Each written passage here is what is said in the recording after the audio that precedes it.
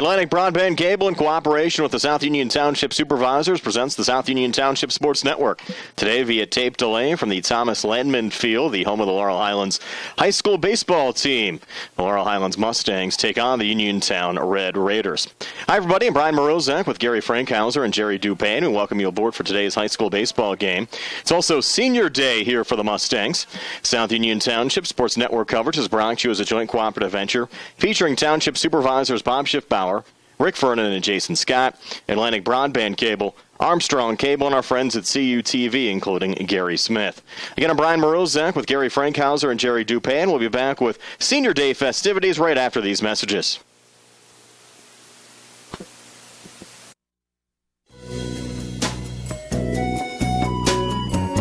Centers for Rehab Services, CRS, a part of UPMC and the Center for Sports Medicine, is a proud sponsor of the South Union Township Sports Network and its coverage of area youth sports. Make Centers for Rehab Services your choice for all of your physical and occupational therapy needs. CRS, located at 160 Wayland Smith Drive, provides physical therapy, occupational therapy, work injury programs, and hand therapy. Valuing patient satisfaction is one of their highest priorities. Centers for Rehab Services offers a patient-centered environment where each patient has an individualized treatment plan developed for their specific needs. They are experts in helping you recover from injuries, increase strength, and build endurance. CRS professionals have become highly skilled through a strong commitment to continuing education and advanced certifications to ensure the most cutting-edge and cost-effective treatment for their patients. Jim Burns, a lifetime Uniontown area resident, is a licensed physical therapist and facility director of the Uniontown location, as well as a field faculty instructor for Duquesne University and for the University of Pittsburgh School of Physical Therapy. He invites you to stop by his state-of-the-art location and discuss your rehabilitation needs. Center for Rehab Services is participating with most insurance plans, including all Highmark products, UPMC Health Plan, and Medicare. Available 5 days a week and offering extended hours for patient convenience. Patients are seen within 24 to 48 hours, and walk-ins are always welcome. Patients may also be seen through direct access, which does not require a physician's prescription. CRS worked with physicians and other healthcare providers to help you find relief, live your life again, and get you back into the game. For more information, call CRS at 724-437-7500. Where you treat for physical therapy is always your choice, so ask for Centers for Rehab Services. It's your health, it's your choice.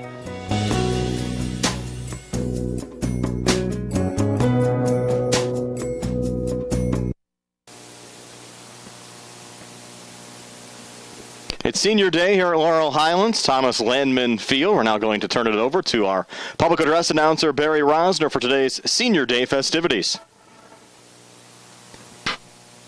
Good afternoon, everyone, and welcome to the campus of Laurel Highlands Senior High School.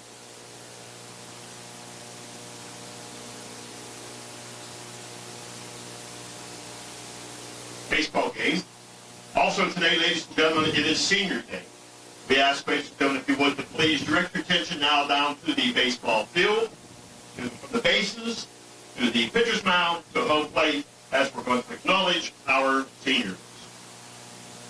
Our first senior is Jordan Hiker.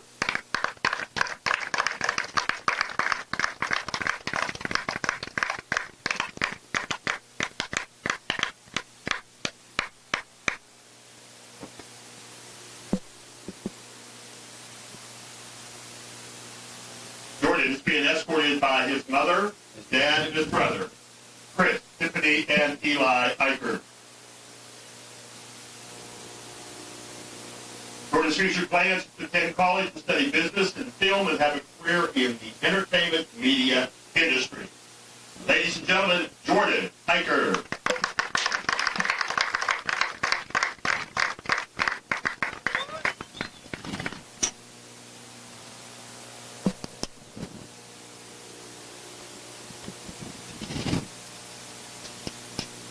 Our next senior is Derek Gaysbauer.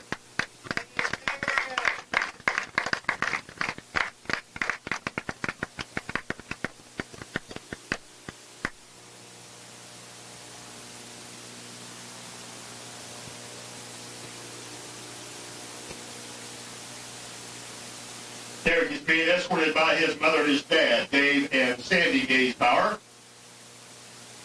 Derek's future plans is to play baseball at Garrett College, Maryland, and major in business administration. Ladies and gentlemen, Derek Gaysbauer.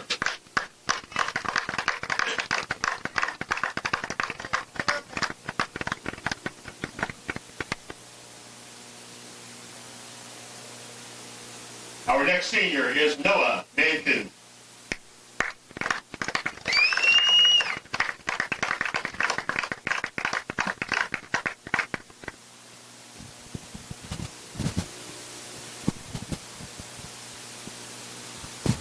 Noah is being escorted by his mother and his dad, Donald and Kathy Mankin. Noah's future plans is to attend Garrett College and continue playing baseball and major in physical education. Ladies and gentlemen, Noah Mankin.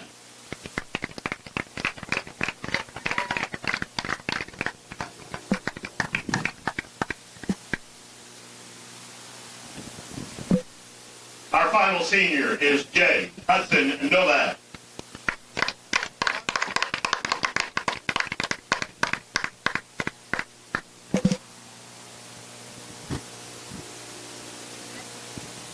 Hudson is being escorted by his parents, Scott and Marilyn Novak. Hudson also is a member of the Laurel Highlands basketball team. He's a member of the SAD and the Math Club.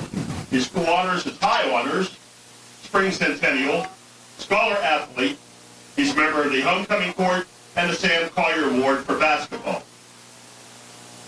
His future plans is to play baseball at LaRoche College while studying occupational therapy. Ladies and gentlemen, Hudson Novak.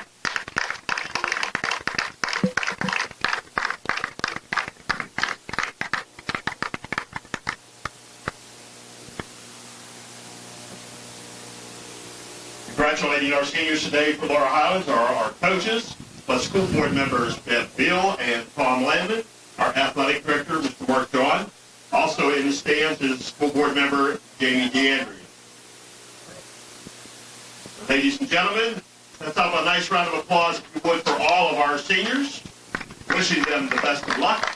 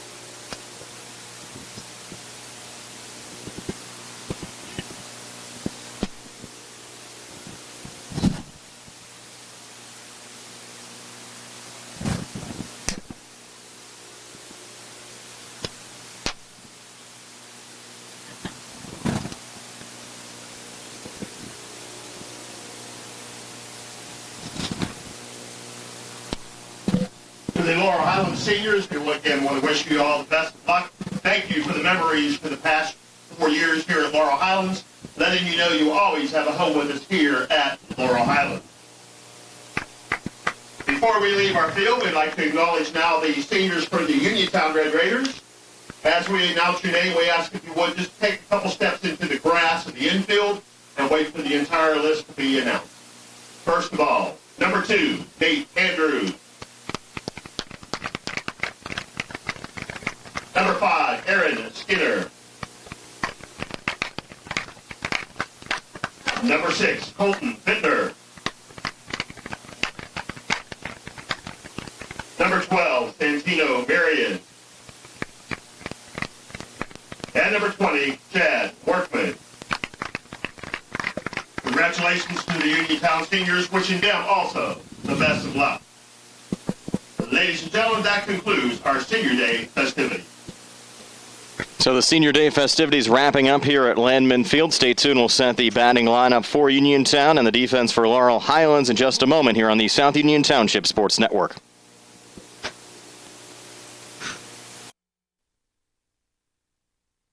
Important for people to know that we represent injured people to the best of our ability, and we've been successful doing that. And I don't say that to have people come to see us because we have been successful. I say that because it's true, and it's important. Another important aspect is the experience that we have is local experience in the court system in Uniontown, in Washington, in Waynesburg. Davis and Davis, attorneys at law. Again, today, the Mustangs of Laurel Highlands. Welcome back to Landman Field here at Laurel Highlands High School. Before we set the lineups, we're getting set for this afternoon's national anthem with Laurel Highlands senior Emily Rahm. If you would, to please rise. And gentlemen, we ask if you would, to please remove. Certainly a nice afternoon for baseball, Gary. Absolutely. Laurel Highlands senior Emily Rahm from the front of the press box.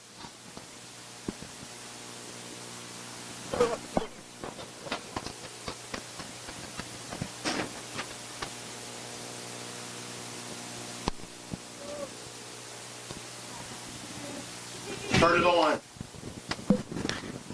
Oh, say, can you see by the dawn's early light what the rosy we held, like the twilight lost we to struck bright and bright stars through the perilous fight. For the ramparts we walk were so gallantly streamed, and the rosy sunbeam set on thirsty Eden. They through the night that was bright white sailor, whose praise was like my spangled banner yet brave. For the land of the free and the home of the brave. Great job there by Laurel Highlands senior Emily Rahm. We wish her the best of success in her future endeavors. We're back with the start of this afternoon's game. Laurel Highlands hosting Uniontown High School baseball action here on the South Union Township Sports Network.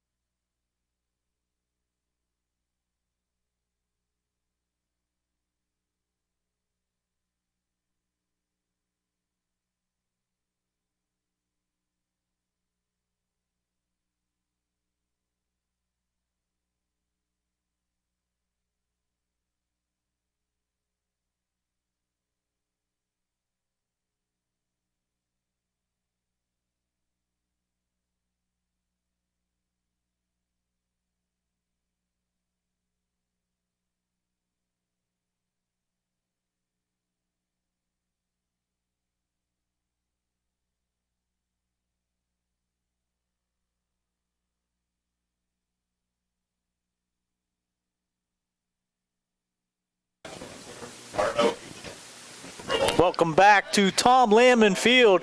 Gary Frankhauser, Brian Rozak, Jerry Dupay on the camera for South Union Township Sports Network.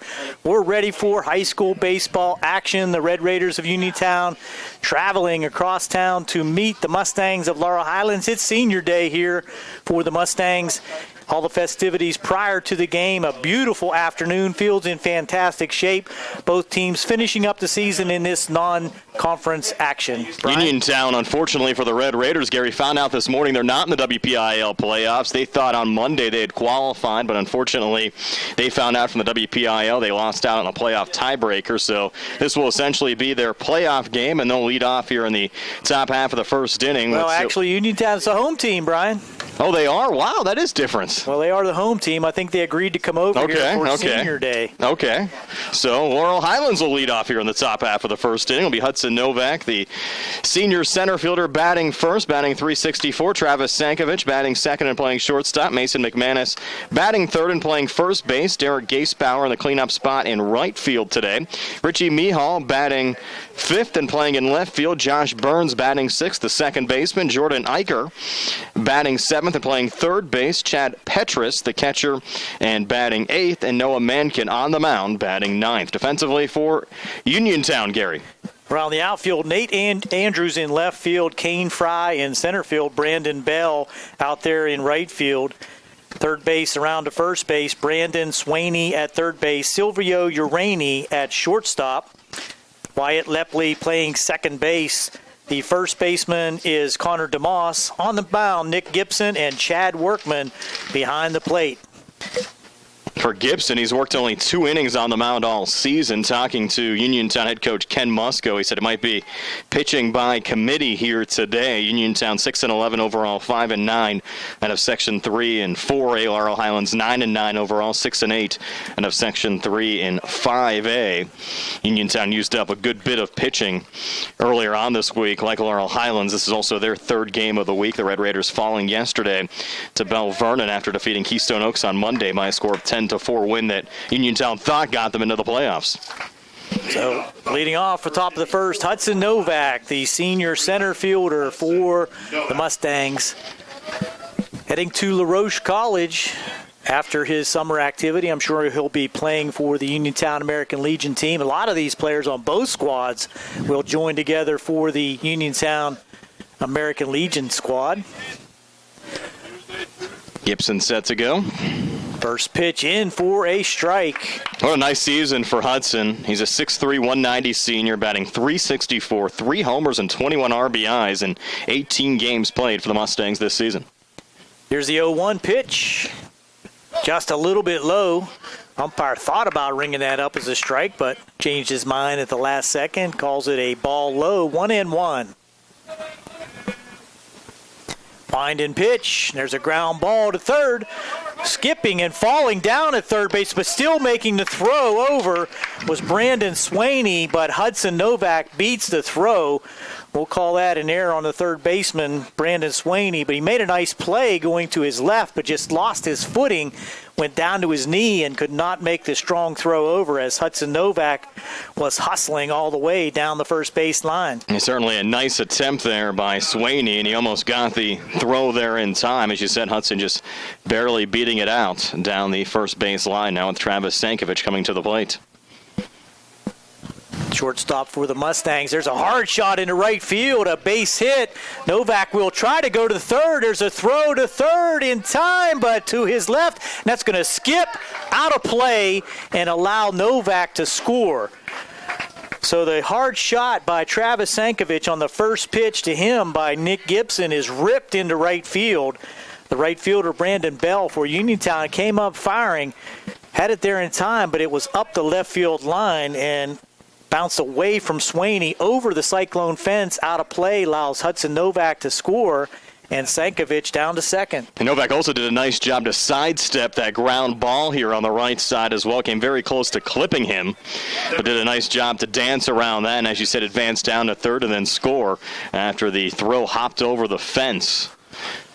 Now 1-0 Mustangs, and in this third spot, taking ball one is Mason McManus, the first baseman for the Mustangs. The Mustangs have really hit the ball well here at the top of the lineup. McManus batting .347 with 2 homers and 15 RBIs.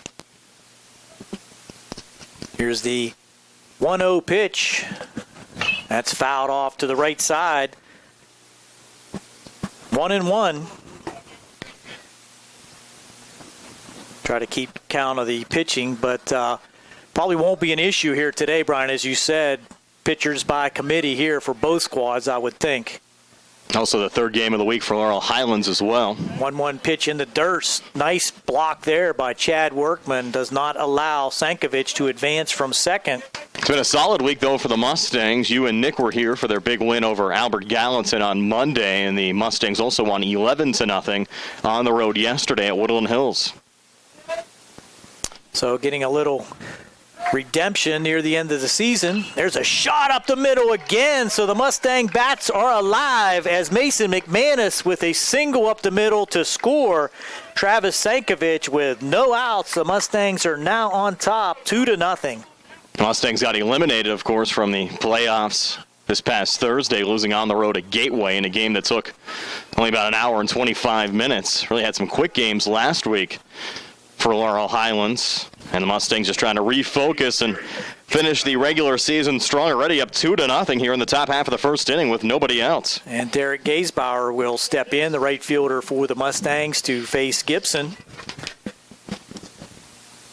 McManus down on first with a moderate lead. Gibson comes to the plate, high and outside, ball one. This top half of the first inning being brought to you by Ron Landman for North Union Township Supervisor. Gibson, strong-looking pitcher for the Uniontown Red Raiders. Comes to the plate. That one's in for a strike on the outside corner. 1-1. Nobody out here in the first. Played football for the Red Raiders in the fall. Junior. Yes, he'll be back next season. Of course, Uniontown with a new football coach this coming fall as well. From the stretch, Gibson to the plate. That's outside, 2-1. Does kind of have a little sidewinder delivery. And he dropped downside, the arm on that one. Little change of pace. Pretty nice crowd here for Senior Day. Mustangs honoring their seniors and acknowledging the Red Raider seniors prior to today's game. Game started under sunny skies, 72 degrees. McManus dive back. 4 Laurel Highlands seniors, Noah Mankin, Hudson Novak, Derek Gaisbauer, and Jordan Eicher. All in the lineup here. Gibson shaking off a few signs. Now checks McManus at first. Comes to the plate. There's a high fly ball to the right side. Moving to his left is right fielder Bell. He'll make the catch and chase McManus back to first. So first out of the inning is a fly ball to right field. High sky, and that sun could play havoc out there in right field, but nice play by Brandon Bell. Yeah, very routine there for Brandon, doing a nice job. We'll pass along the Uniontown seniors as well when getting an opportunity here during our broadcast, both on the radio on WMBS and on the MSA Sports Network and on the TV side as well. You're on the South Union Township Sports Network. With one out and one on, Rich Mihal will come to the plate. Takes a curveball for a strike. Started off the season on the junior varsity team. Really hit the ball well.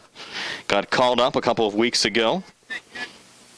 And at least his second start of the season, at least in the games that we've been doing here on both the radio and TV side. He started the other day also against Albert Gallatin. Pitch in for a strike. 0-2 now to Richie. Fastball that time on the outside part of the plate. Mustangs really the bats going this week too. Played at 10 against Albert Gallatin, 11 yesterday against Woodland Hills. Stretch and the delivery. Sidearm again. That ground ball down to first. Coach Smith had to dance out of the way of that one. Showed some quick feet. He's used to dancing. Smile on his face down there. Count remains 0-2 to Richie Mihal. Smitty coaching first. Laurel Highlands head coach Scott DeBerry down at third. Mihal trying to advance McManus down here at first base with one out in the inning, 2 runs in. Delivery sidearm again, outside, quick snap throw down to first.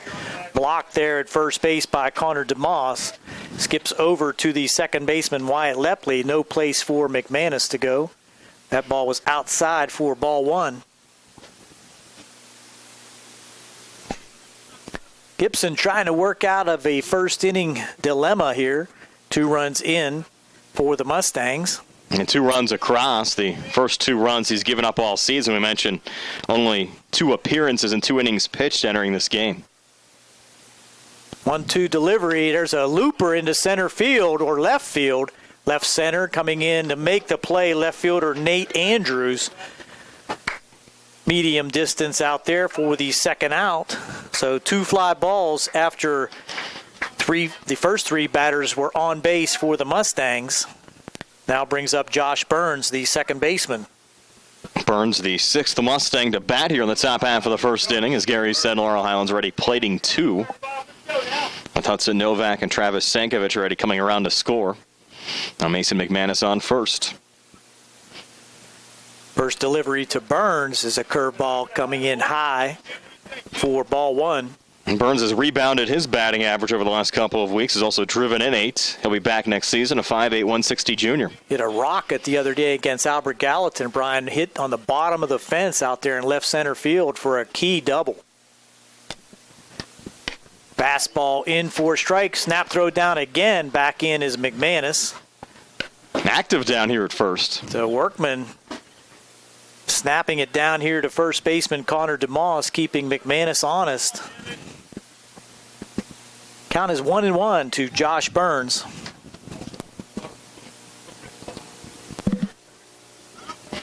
Gibson checks the runner.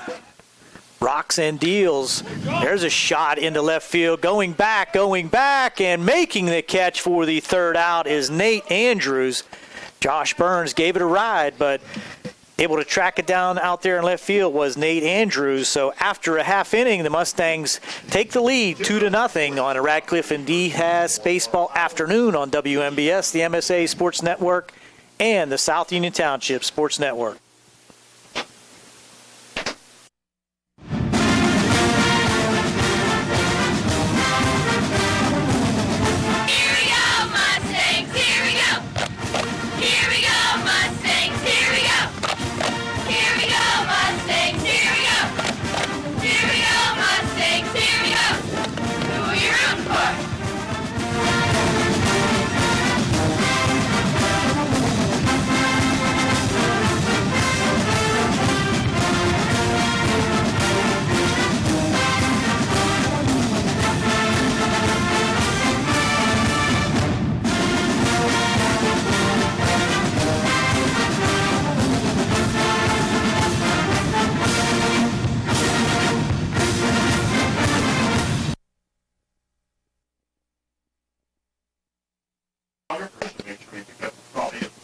Welcome back to Tom Lamon Field for the bottom half of the first inning.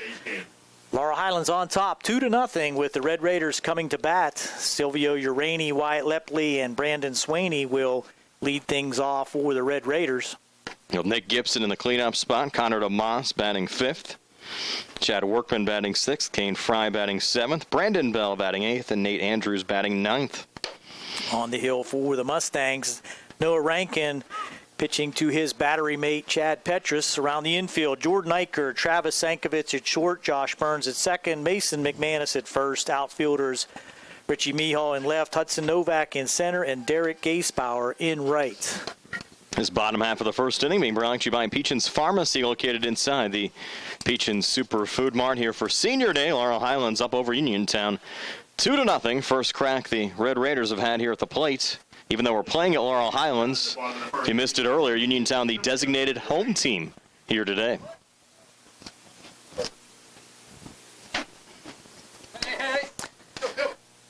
First pitch to Urani. Ball high. We were talking last week, Gary. We thought this game might actually get played down at Hutchinson Field in Hopwood. Of course, that was the longtime home for Laurel Highlands baseball for a number of seasons. Of course, Uniontown now playing their home games there this year. With the hopes of getting Bailey Park ready as the second pitch in for a strike. 1-1 now to Silvio Urani. Noah Rankin has been somewhat of a workhorse for the Mustangs this year. His 4th appearance for Mankin. 1-1 record. This one low and outside, 2-1. Walked 11, struck out 5. We saw him on the hill once last week, I believe, against Gateway. Here's a pitch, swing and a miss. I think it was the game here last Tuesday. 2 strikes. Game here last Tuesday against the Gators he started, and then Ian Edenfield came on in relief. Once again, Mankin to the plate, high and outside. 2-2, I believe, is the count. The scoreboard has 3-2. I just saw the umpire say 2-2, so we'll see. We'll see who's right here. There's a pitch, foul back.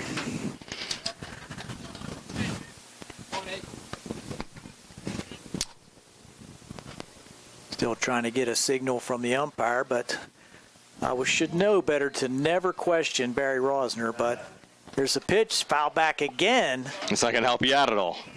Not going to help at all.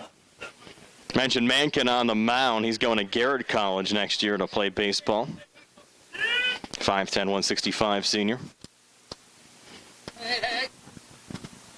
Uraney digging in for the Red Raiders. Trying to get something started here in the bottom. There's ball 4. That's a strike called. It would have been ball 4, so Barry was right. Wow. I should know not to question. But a strike 3 call, and that will set Uraney down as he thought for sure that was ball 4. Kind of a late call there from home plate. So the junior Silvio Uraney goes down looking at strike 3. It entered the game with a .295 average, and that'll bring up Wyatt Lepley. The sophomore is batting .255 with 2 RBIs. Wyatt Lepley at the plate, batting right-handed. McManus getting ahead. I'm sorry, Rankin getting ahead for the first strike. Uniontown with the maroon jerseys, white numbers, white pants. Laurel Highlands, all whites, red numbers, a little blue on the ball caps. 0-1 pitch outside, 1-1.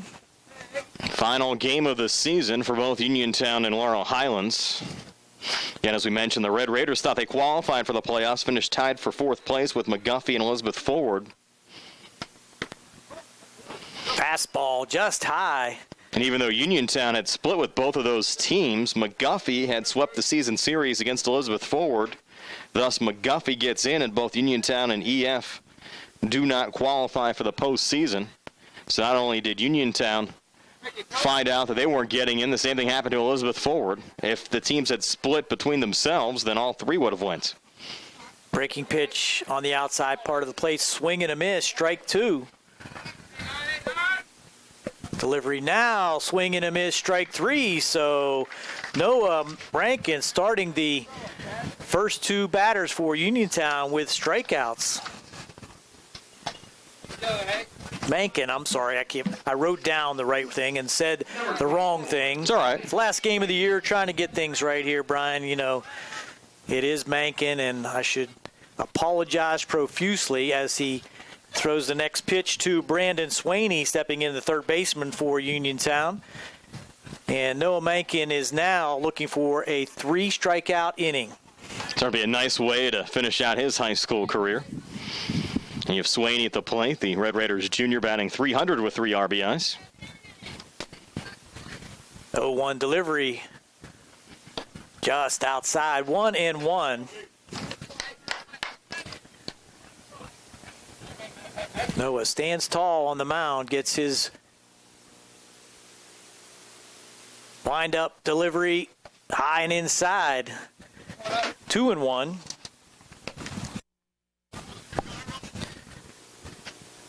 Around that infield again for the Mustangs, senior Jordan Eicher, Travis Sankovic at short, Josh Burns at second. There's a swing and a miss, strike 2. So far, Noah Mankin has been in control. It's certainly the most comfortable we've seen Noah all season long. Mason McManus over at first just to finish that infield. Curveball popped foul. No chance for Chad as it goes over the screen.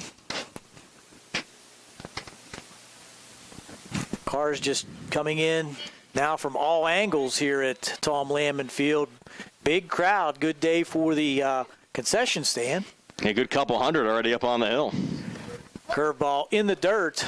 Trying to get him to chase. Runs the count full with 2 outs here in the bottom half of the first. Mustangs on top, 2-0. Probably the best overall weather day we've had all year. Very little wind, sunny skies. Temperature in the low 70s. Swaney looks at the 3-2, and he rips it to left field. Richie Mihal to his left, making the two-hand grab to end the inning. 1-2-3 for the Red Raiders. Mustangs will come to the bat in the top of the second after this on the Radcliffe and Dehaas Sports Afternoon on WMBS, the MSA Sports Network, and the South Union Township Sports Network. Laurel Highlands 2 and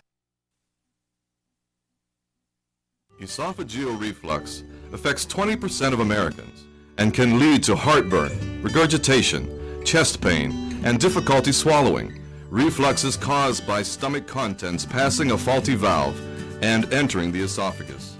Ulcers and precancerous tissue can then form. Offer the latest testing and treatment for reflux disease. SWGI, specialists in digestive health.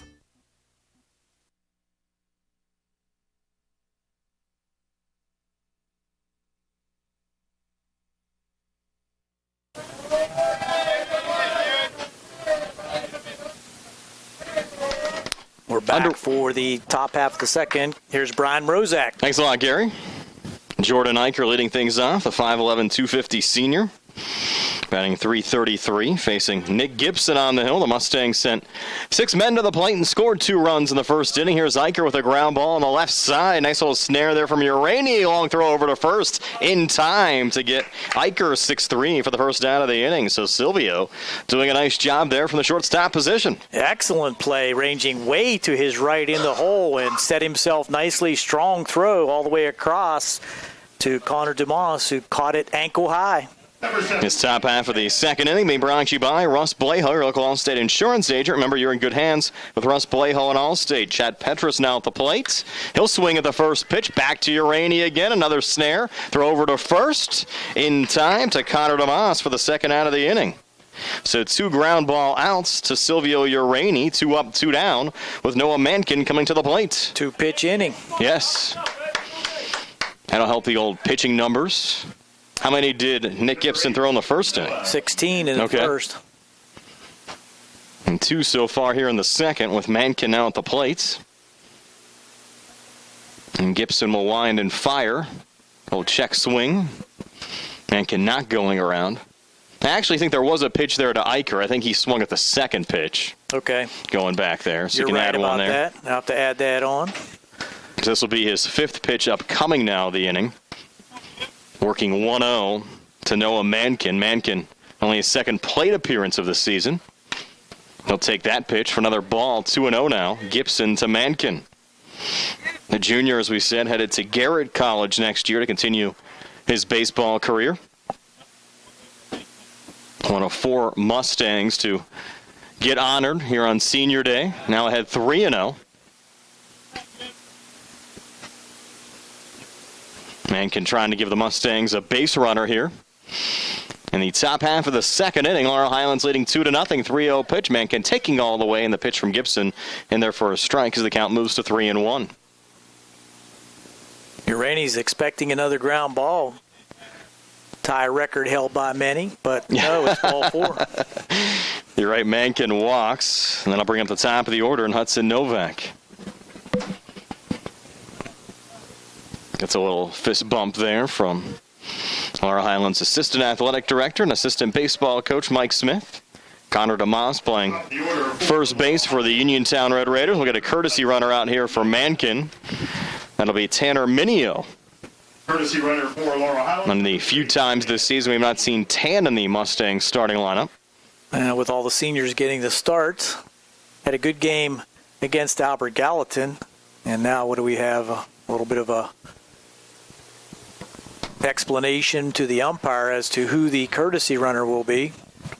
Hudson Novak pointing to the scorecard. Shouldn't be that difficult. Well, just making sure. I've already made about 6 errors here. So. I think you've probably gained the seniority to really say what you want over the years, Gary. Got to get it right. Want any fake news out there, right? That's right. Now Novak set to go with the plate with Arminio, the courtesy runner on first. 2 outs. Laurel Highlands scoring 2 in the top half of the first inning. Now the first pitch here to Hudson Novak, and Novak swings line drive to right center field. It'll be the center fielder, Kane Fry, getting under it to make the grab for the third out of the inning. So the Mustangs strand the courtesy runner Arminio ahead of the bottom half of the second inning. Still 2-0 Laurel Highlands over Uniontown here in the law firm of Ratcliffe and Tejas High School Sports Day on WMBS and on the South Union Township Sports Network. To the bottom of the second, it's the Laurel Highlands.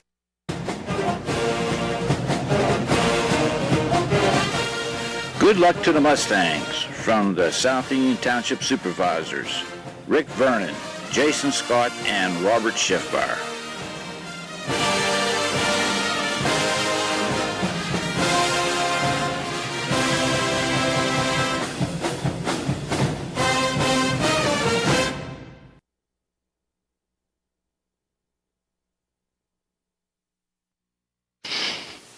Still on the hill for Laurel Highlands. Swing and a miss there from Nick Gibson.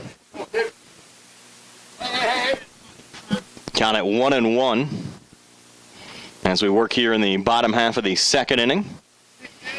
Welcome in the WMBS audience as well. 2-0 Laurel Highlands leading Uniontown.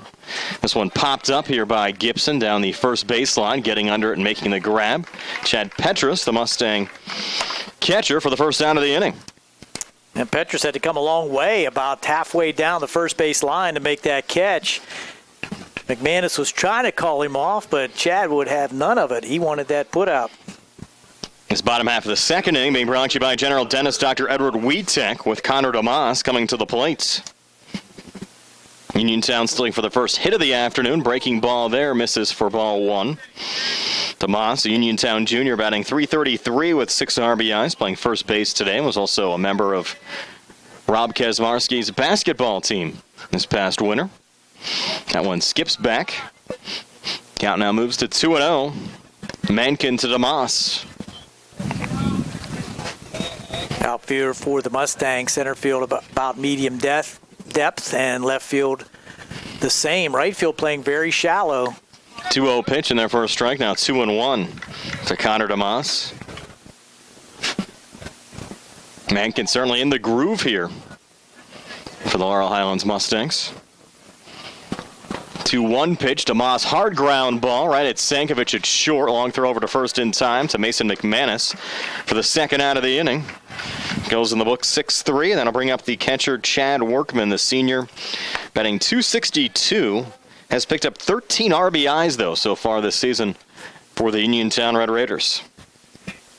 Another good athlete on the Red Raiders side of the ledger. Number 20, Chad Workman. Uniontown thought they were in the playoffs for the first time since 2014 when they fell in the first round at Fox Chapel to Blackhawks 17-1. Prior to that, you have to go all the way back to 2002. Uniontown going 12 years in between playoff appearances, and they hope they don't have to go quite so long till the next time they qualify for the postseason. Next pitch to Workman misses outside.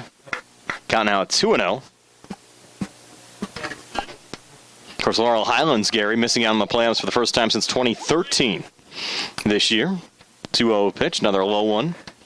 Count at 3-0. Mustangs not accustomed to not being in the playoffs. Had a really good run, probably over the last 20 years. Correct. Of course, had that first-round playoff win last year over Ambridge. The Mustangs entered the 2016 playoffs, the number one seed in AAA, and lost a tough quarterfinal round game in Char Valley's backyard, 2-1. As the walk issued here to Chad Workman. Laurel Highlands is the number one seed. Really didn't get any favors from the WPIL playoff committee a year ago, having to play that game. Traveled to Upper St. Clair. Yeah, Upper St. Clair to play Char Valley, correct. And played Ambridge at Upper St. Clair in the first round as well. Go back to 2015, Laurel Highlands lost a first-round game to Indiana, lost in the first round in 2014. A tight one to West Allegheny, 5-3. Aaron Skinner in as the courtesy runner. Another Uniontown multi-sport athlete. Senior. Getting some time here on the bases. Now Kane Fry coming to the plate. Fry, the junior, batting .269 with 6 RBIs. Playing center field here today. With Skinner on first, 2 outs as we work here in the bottom half of the second inning. Laurel Highlands leading 2-0. First pitch to Fry. Another low one there from Mankin. Count at 1-0. You go back at least over the last 10 to 15 years that we've been following the Mustangs, really only two, I would call subpar seasons, the 2011-2012 years where the Mustangs played in Quad A, the largest classification. A couple of rebuilding years, and we'll check over it first. Head for a slide back safely there from Skinner. And of course, Laurel Highlands had a nice little stretch of playoff runs between 2007 and 2010 as well.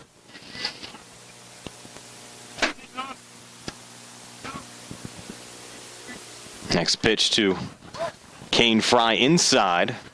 That'll bring the count to 2-0. Mencken to Fry. With Skinner on first, or check that, yes, Skinner on first, the courtesy runner for Chad Workman. First base runner of the game for Uniontown.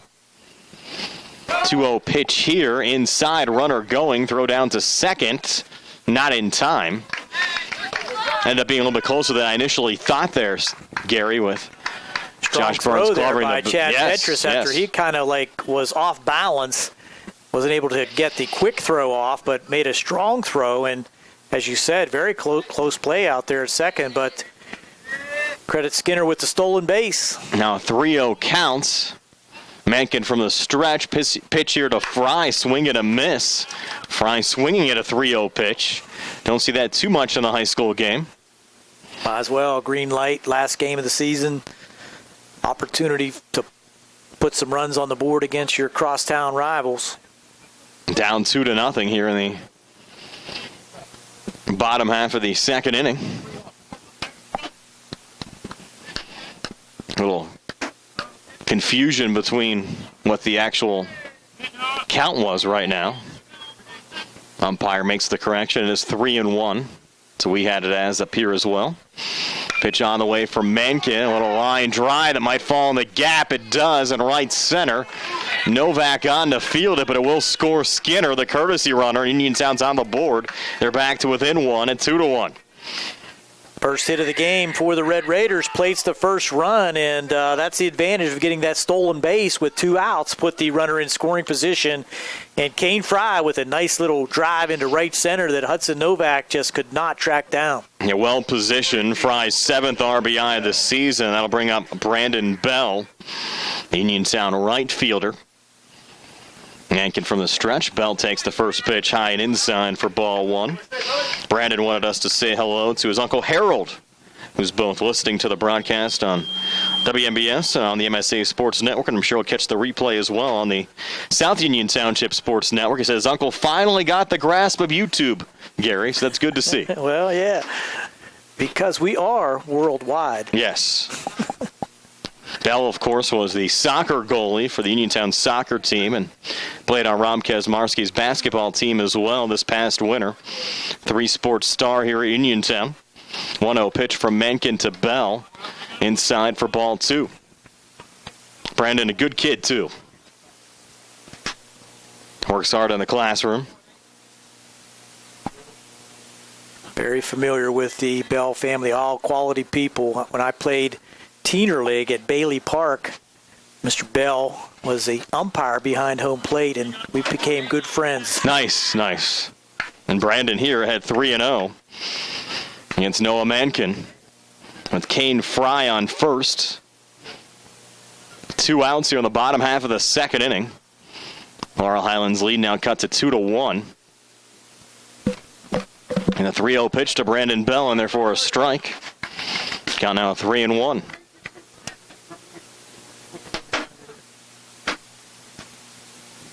Of course, I don't want to tell you how long ago that was, Brian. I think most folks that know you, Gary, know at least your age range. Runner going here, 3-1 pitch was outside for ball 4, so the throw down not even necessary. As you're now looking at first and second with 2 outs. 2-out lightning for the Red Raiders here in the second with one run already in, and Nate Andrews will get an opportunity with Kane Fry, a lot of speed down there at second. Of course, you had the first 5 Red Raiders of this game retired, and now the bottom half of the order getting things done. Workman walking, the courtesy runner Skinner coming on, stealing second, and Kane Fry's RBI driving in Skinner. Now Bell walking, setting up first and second with 2 outs. as the conversation on the mound continues. Coach Joe LaPresta out there for the Mustangs. As you said, by far the biggest crowd I think we've seen all season long up there on top of the hill. Also a big media presence here as well. Our buddy Jonathan Guthier from the Herald Standard as well. A couple of photographers. Number 2, Nate Andrews. Look at the big lead off first. Of course, Bell nowhere to go. About 3.5 step lead off of first as Nate Andrews fouls off the first pitch from Noah Mankin. So Nate, the left fielder for Uniontown, with a nice opportunity here to tie things up. But on the other side, Noah Mankin trying to shut this down. Andrews, a little nubber there going foul down the third baseline. Falling behind now 0-2. The senior came into the game with a .250 average and an RBI, playing left field here today. The 6th Red Raider to bat here in the bottom half of the second inning. Now the 0-2, Mankin to Andrews, and Andrews chasing after that one. Just got a piece of it. Runners were on the move there, Brian. They were going. Andrews barely staying alive. So the count remains 0-2. Noah Mankin and Nate Andrews. Noah stepping back, regrouping now a little bit. And we got Brandon Bell back on the first base bag. Fry now leads off second, throw over to first, and they got Brandon there. And we talked about that earlier, Gary. Brandon with that large lead off first. This time he's picked off to end the inning. We'll head to the top half of the third. 2-1 now. Laurel Highlands over Uniontown here in the lot from Franklin Diaz High School Sports Day. 1 run scored at the bottom of the second inning for Uniontown. Moving to the top of the third, it's Laurel Highlands 2, Uniontown 1.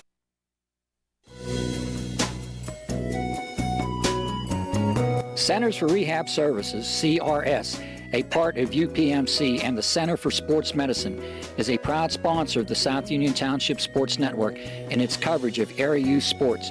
Make Centers for Rehab Services your choice for all of your physical and occupational therapy needs. CRS, located at 160 Wayland Smith Drive, provides physical therapy, occupational therapy, work injury programs, and hand therapy. Valuing patient satisfaction is one of their highest priorities. Centers for Rehab Services offers a patient-centered environment where each patient has an individualized treatment plan developed for their specific needs. They are experts in helping you recover from injuries, increase strength, and build endurance. CRS professionals have become highly skilled through a strong commitment to continuing education and advanced certifications to ensure the most cutting-edge and cost-effective treatment for their patients. Jim Burns, a lifetime Uniontown area resident, is a licensed physical therapist and facility director of the Uniontown location, as well as a field faculty instructor for Duquesne University and for the University of Pittsburgh School of Physical Therapy. He invites you to stop by his state-of-the-art location and discuss your rehabilitation needs. Center for Rehab Services is participating with most insurance plans, including all Highmark products, UPMC Health Plan, and Medicare. Available 5 days a week and offering extended hours for patient convenience. Patients are seen within 24 to 48 hours and walk-ins are always welcome. Patients may also be seen through direct access, which does not require a physician's prescription. CRS worked with physicians and other healthcare providers to help you find relief, live your life again, and get you back into the game. For more information, call CRS at 724-437-7500. Where you treat for physical therapy is always your choice, so ask for Centers for Rehab Services. It's your health, it's your choice.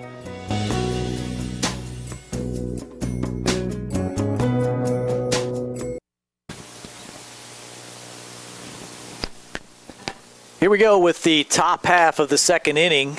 Mustangs with a 2-1 lead now. Our good buddy Tony Hanula checking in. He thinks they should do away with the pitch count here for the final game of the season. Of course, we appreciate his help throughout the course of the year, both here on WMBS and on the South Union Township Sports Network. Thank Tony for checking in today, even though he's off duty. Travis Sankovic, the Mustang shortstop, singled back in the first, which resulted in the first run by Hudson Novak, but that was as a result of an error, so count that as an unearned run. This top half of the third being brought to you by the Uniontown Hospital, making a healthy difference in the lives they touch. First pitch, high and outside for ball one. Nick Gibson working his third inning.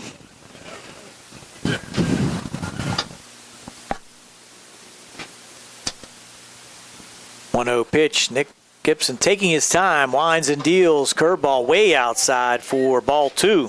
Of course, this being our last high school broadcast of the year, both on WMBS and on the South Union Township Sports Network. Have to thank all of our radio and TV sponsors for supporting our broadcast throughout the course of the season. Wasn't for them, these games would not be possible. 2-0 pitch. Curveball just hangs outside. 3-0. So Sankovic trying to get things started here in the top of the third for the Mustangs, leading 2-1. 3-0 pitch on the way, inside for ball four. So Sankovic draws a 4-pitch walk to lead things off and brings up Mason McManus, who also singled back in the first.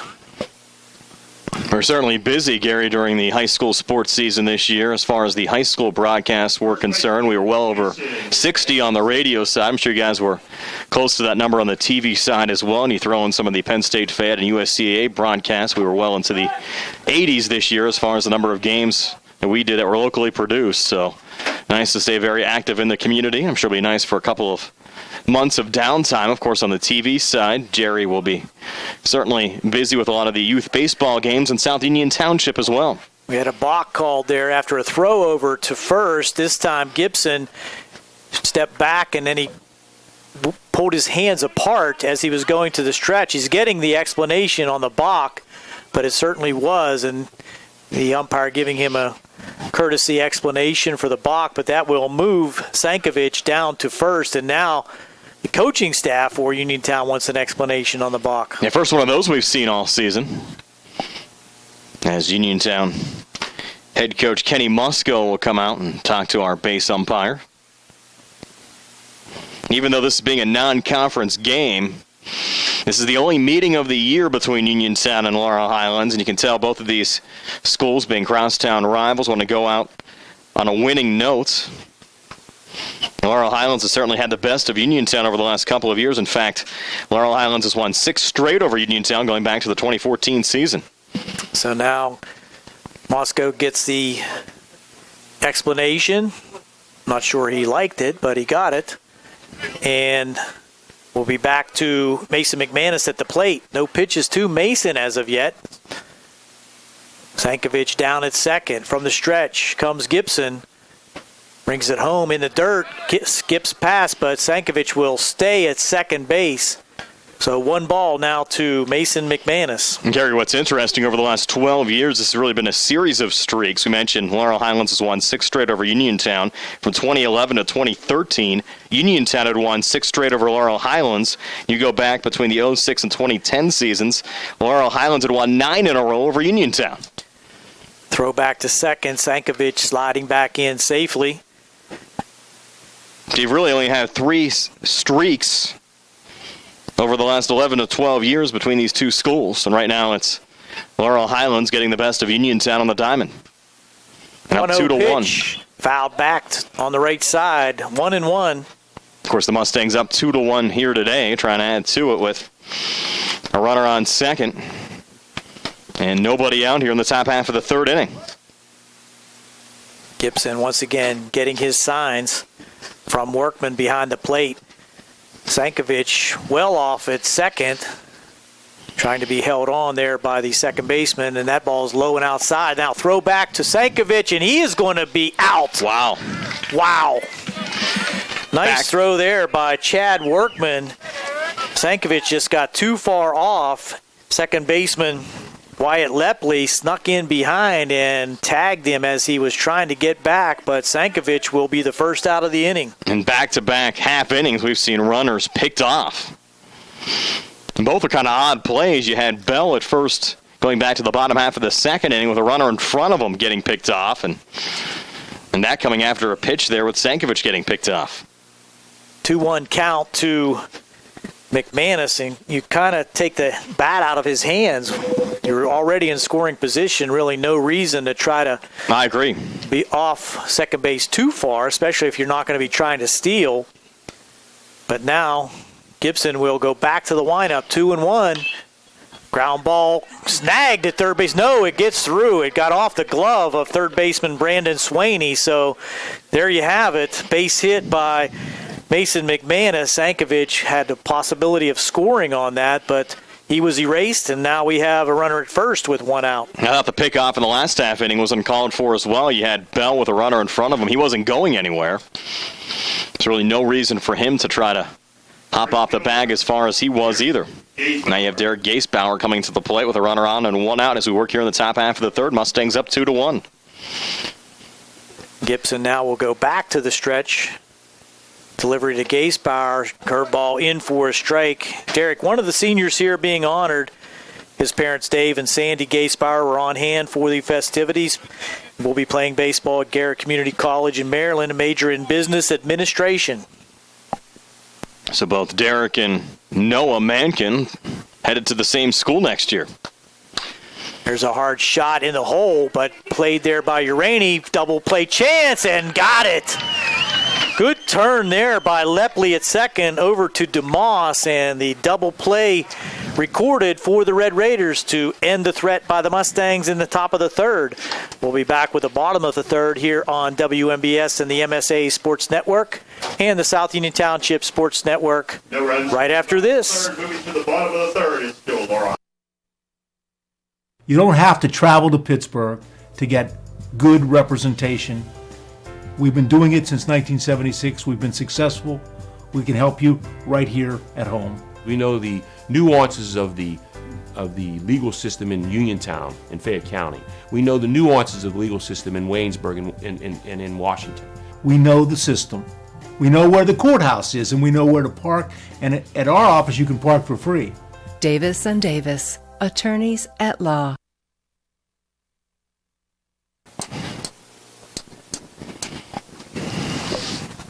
Welcome back. WMBS 590 on the AM side, 101.1 on the FM side. Andrews. Bottom of the third inning, 2-1 game. Mustangs on top. Nate Andrews was at the plate when the pickoff occurred in the last inning, and he will get an opportunity with a new count to lead it off here in the bottom of the third. Certainly odd being here at Laurel Highlands and having the Mustangs as the visitors here today. Mankin's first pitch, and there's a bunt down the third base line. Good bunt. Nice play over there, though, by the third baseman for the Mustangs, Jordan Eicher, and strong throw over to McManus. Was an excellent bunt there by Andrews, but the equally impressive defensive play down there by Jordan Eicher. Of course, you nicknamed him earlier in the season, Gary, the Mad Hungarian. I asked him what he thought about the nickname. He wasn't too crazy about it. I think he didn't have any idea what you were talking about, but he said, that's what you want to call me. He'll take it.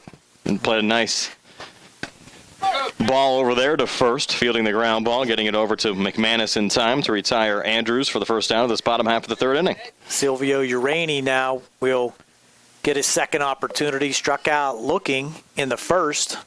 Take strike one, swing and a miss, strike two. This bottom half of the third being brought to you by Ted Silva and Son Auto Repair on the Atlas Road in Hopwood. Way ahead now. Mankin delivery to Urani. That's high and inside for ball one.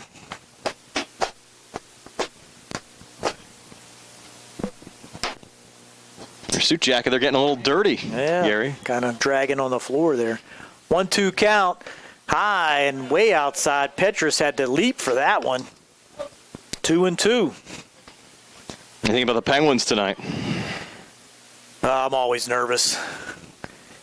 It's hard to even watch. There's a pitch, curveball, swing and a miss for strike three. Noah Mankin with a beautiful pitch there to ring up Urani for the second out of the inning. And after that game Monday night, it's hopeful that the Penguins can stay in their offensive zone a little bit Yeah, more. I don't have a lot of confidence going in that one tonight either. 3 strikeouts now for Mankin. High and inside to Wyatt Lepley, who also struck out in the first inning. Nobody on, 2 outs here in the bottom of the third. Mustangs on top, 2-1. There's a foul ball back, 1-1. At least the first time through the Uniontown lineup, it was the bottom portion of the lineup that was productive for the Red Raiders. A couple of walks drawn, the RBI single from Kane Fry. Rock and deal by Mankin. Curveball high and inside. 2-1. Just the one hit for the Red Raiders so far. 1 run across last inning as Mankin tries to dispose of Lepley, and there's a foul tip for strike 2. Because we have a couple of schools in our viewing and listening area in the WPIL playoffs as far as baseball is concerned. Of course, Connellsville, a big upset win over Hempfield earlier on this week to qualify. Brownsville in California also in the WPIL playoffs. 2-2 pitch. There's a high fly ball in the infield. Well, shallow left. Sankovic will go out and make the catch about 15 feet into the grass to end the inning for the Red Raiders. No runs across. We'll go to the top of the fourth. Laurel Highlands on top, 2-1 on WMBS, the MSA Sports Network, the South Union Township Sports Network, and a Radcliffe and DeHaas baseball afternoon. Mustangs 2, the Raiders 1.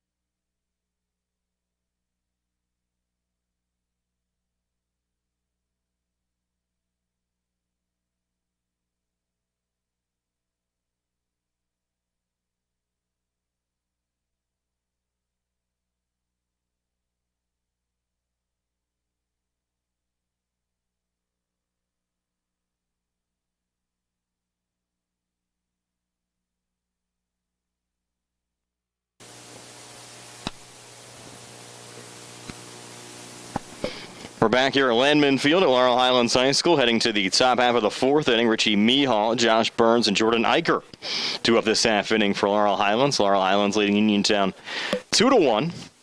Nick Gibson still on the hill for Uniontown, working into his fourth inning.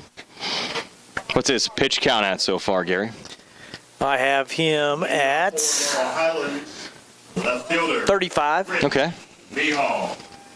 This game's been moving along so far. Uniontown, though, with a little activity now in their bullpen down the third base line as Richie Mehall takes the first pitch low for ball 1. Back to that Penguins game. I think tonight offense has to be their best defense. I agree with you. You got the lefty Alan Van Sickle loosening up, the junior for Uniontown, as Gibson delivers the next pitch high to Richie Mehall, but Richie swinging and popping it up, and Gibson getting under it to make the grab for the first out of this top half of the fourth inning, which is being brought to you by the Republic Food Enterprise Center and the Fayette County Community Action Agency. Now Josh Burns also flew out to Nate Andrews back in the first inning, will come to the plate with the bases empty and 1 out here in the top half of the fourth, and Laurel Highlands on top 2-1. And Gibson's first pitch to Burns. Josh Burns. And Burns takes strike 1 there. Josh looking to finish strong here for the Mustangs. Only a junior, so he'll be back next year. 0-1 on the way. Came with Just the missing. sidearm Yes. delivery again. He mixes it up, and I would think as a batter, when he throws in that little sidearm rotation, that has to be hard to pick up at times. Any change of pace is always an effective tool for a pitcher. Keep that batter off balance, just as that one did. 1-1 there. Burns a chasing. Went sidearm again. Count at 1-2. Ball skipped across home plate, but Josh saw it coming in and just kind of dove inside. as it reached the plate. Now Gibson getting ready for the 1-2 here to Josh Burns, loosening up the neck a little bit. Focus, taking his time. Now he'll wind and fire. Fastball, swing and a miss, strike 3. And for Gibson, that's his first strikeout of the afternoon. Retires Burns and 2 away with Jordan Eicher coming to the plate. Eicher grounded out 6-3 to start the second inning. Third baseman, Jordan Eicher. Jordan also one of those seniors being honored here today. Chris and Tiffany, his parents, and brother Eli. Take strike 1. On hand to honor him. He wants to attend college also, study business and film. Wants to be in the entertainment and media industry. I think he said he's gunning for Barry Rosner's PA job. That's his life dream. Ground ball here to third. Long throw over to first in time. Good job there defensively. Brandon Swaney over to Connor DeMoss to retire Jordan Eicher 5-3 for the third out of the inning. So 1-2-3, top half of the fourth. We're to the bottom of the fourth. Still 2-1 Laurel Highlands over Uniontown here in the law firm of Radcliffe and Dehas. High School Sports Day. 2-1 Laurel Highlands.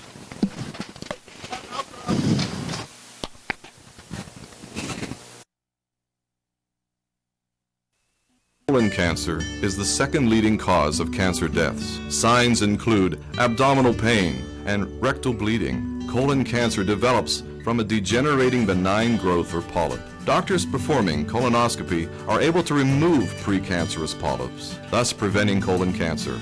This saves lives, and the American Cancer Society now recommends that everyone have a colonoscopy every 10 years, beginning at age 50. Offer the latest diagnostic testing. SWGI, specialists in digestive health.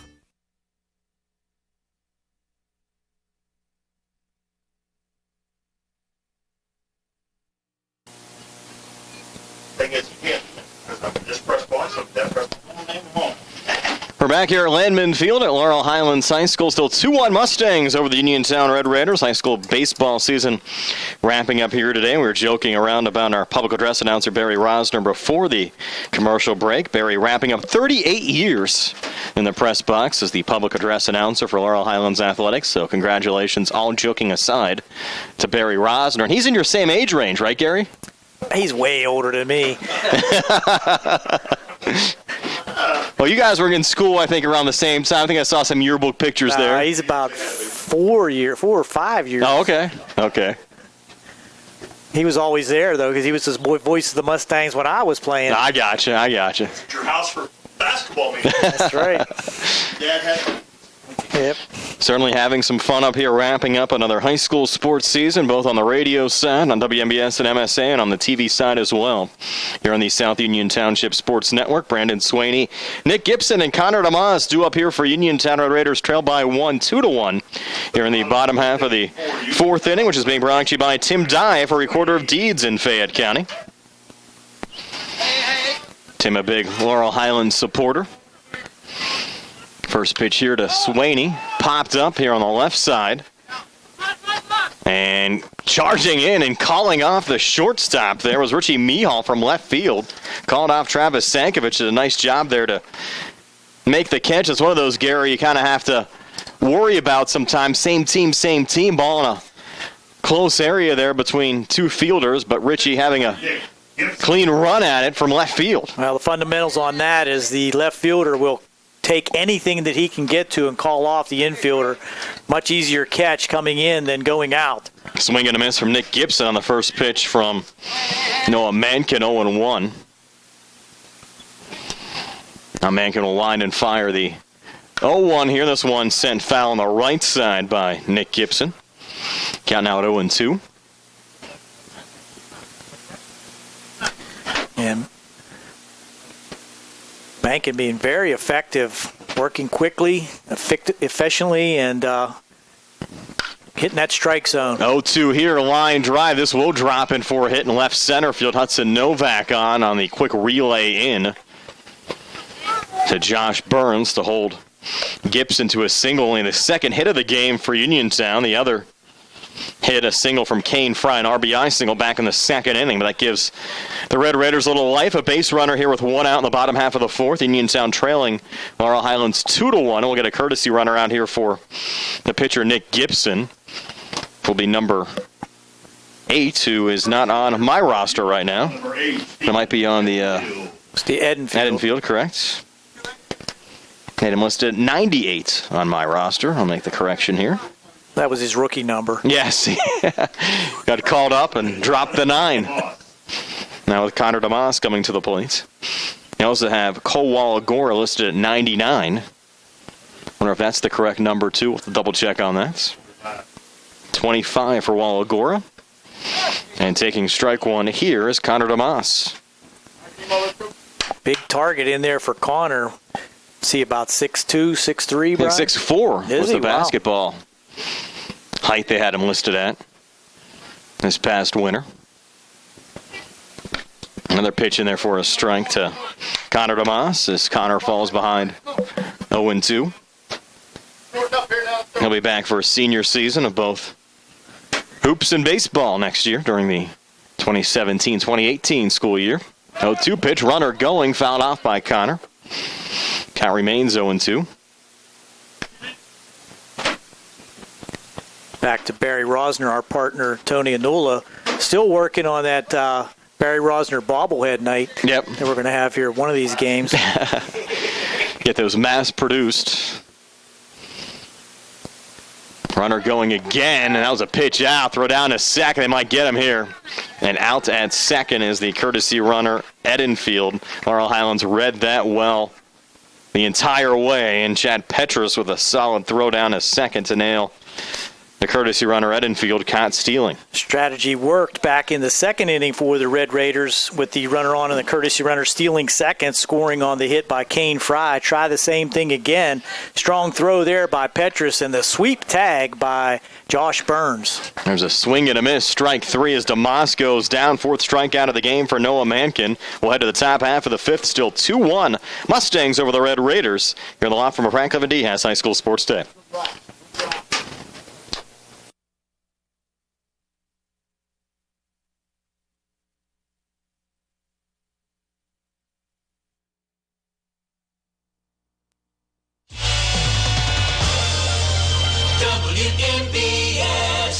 And the South Union Township Sports Network in Uniontown.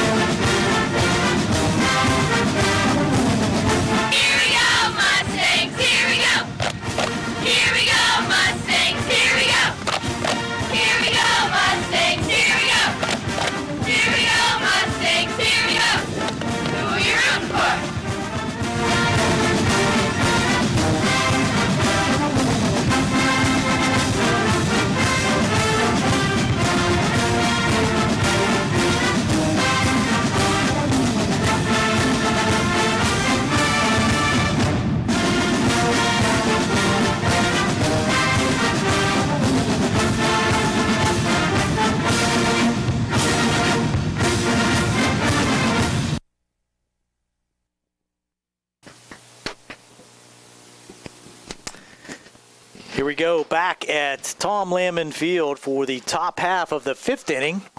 Mustangs still leading 2-1 when we thought after that first inning with the Mustang bats hitting very sharply that we might see some fireworks here. But the Mustangs have kind of gone silent and give Nick Gibson some credit. Yeah, well-pitched game on both sides. Shut down the Mustangs since that first inning. Noah Mankin, of course, doing a nice job as well on the Laurel Highlands side, just yielding one Uniontown run so far in the game. And for Gibson, who entered the game with only 2 innings pitched all season, has just given up those 2 runs to start off the game and really has been efficient since he settled down. You go back to that first inning, Novak reached via an air. You had the Sankovic single to right field, then McManus driving in Sankovic. It was 2-0 Laurel Highlands, and since then, Chad Gibson's Petrus given up just 1 hit. Now at the plate, Chad.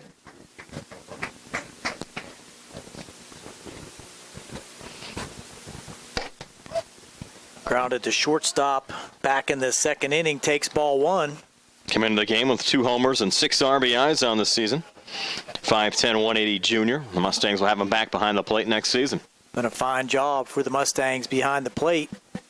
There's a foul ball right at the plate. No, they didn't. Did they call it foul? I guess so. He picked it up.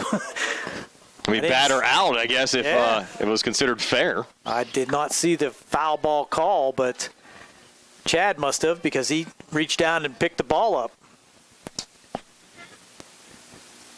1-1 count. Gibson with the delivery. There's a shot to left field, way back, and going to the corner, going, and making a one-hand grab at the fence. Nate Andrews, just about 5 feet to the right of the foul pole, catches it and leans into the left field fence for the first out of the inning. He's been busy out there a couple of times. Richie Mihal and Josh Burns sent shots out his way back in the first inning, and Andrews doing another nice job, as you said, Gary. Long run that time, but catching up to that fly ball from Chad Petrus and making the grab, retiring Chad for the first out of this top half of the 5th inning. Here's Noah Mencken, the mound opponent, takes ball one inside. This half inning being brought to you by Tracy Vargo for Recorder of Deeds in Fayette County. We already talked about Noah being one of the honored seniors. Takes ball outside. 2-0. His parents, Donald and Kathy, also on hand. As we said, will attend Garrett Community College. Pitch in for a strike. 2-1. Play baseball and major in physical education. Nice to see all of these seniors continuing their education at the next level as well. 2-1 offering on the way from Gibson, in for strike 2. Good heat that time by Gibson on the outside part of the plate. Mencken could not make an offering.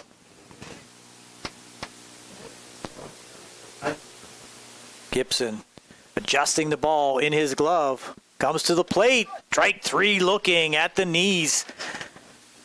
Second out of the inning. Strikeout by Gibson. I believe that's his second strikeout. He did strike out Burns last inning. So second strikeout of the game will bring up Hudson Novak. The last of the 4 seniors being honored. Jay Hudson Novak, his parents Scott and Marilyn.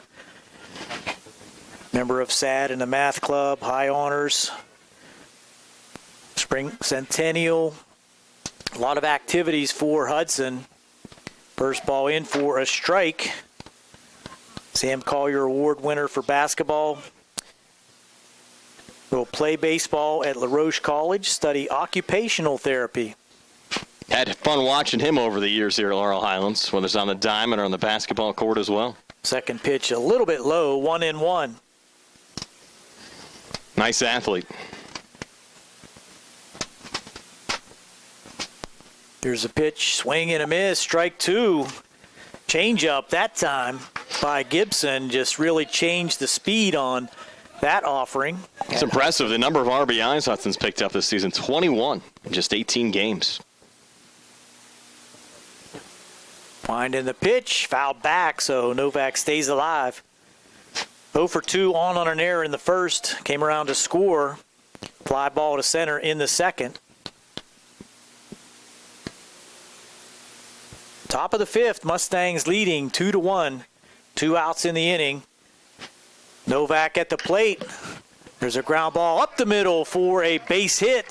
So Hudson on with a 2-out single. We'll bring up Travis Sankovic, the Mustang shortstop, with an opportunity with 2 outs. Hudson hoping that's not his last Laurel Highlands at-bat. Travis stepping in on the Shortstop, left side. Stankovic.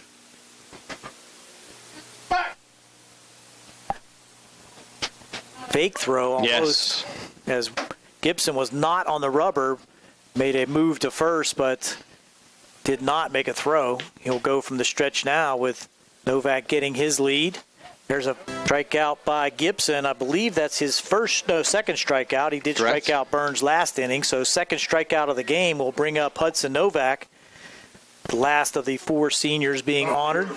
Jay Hudson Novak, his parents Scott and Marilyn. Member of SAD in the math club, high honors, spring centennial. A lot of activities for Hudson. First ball in for a strike. Sam Collier Award winner for basketball. Will play baseball at La Roche College, study occupational therapy. Had fun watching him over the years here at Laurel Highlands, whether it's on the diamond or on the basketball court as well. Second pitch a little bit low, 1-1. Nice athlete. Here's a pitch, swing and a miss, strike two. Change up that time by Gibson, just really changed the speed on that offering. It's impressive, the number of RBIs Hudson's picked up this season, 21 in just 18 games. Winding the pitch, fouled back, so Novak stays alive. 0 for 2 on an error in the first, came around to score. Fly ball to center in the second. Top of the fifth, Mustangs leading 2-1. 2 outs in the inning. Novak at the plate. There's a ground ball up the middle for a base hit. So Hudson on with a 2-out single. We'll bring up Travis Sankovic, the Mustang shortstop, with an opportunity with 2 outs. Hudson hoping that's not his last Laurel Highlands at-bat. Travis stepping in on the Shortstop. left side. Stankovic.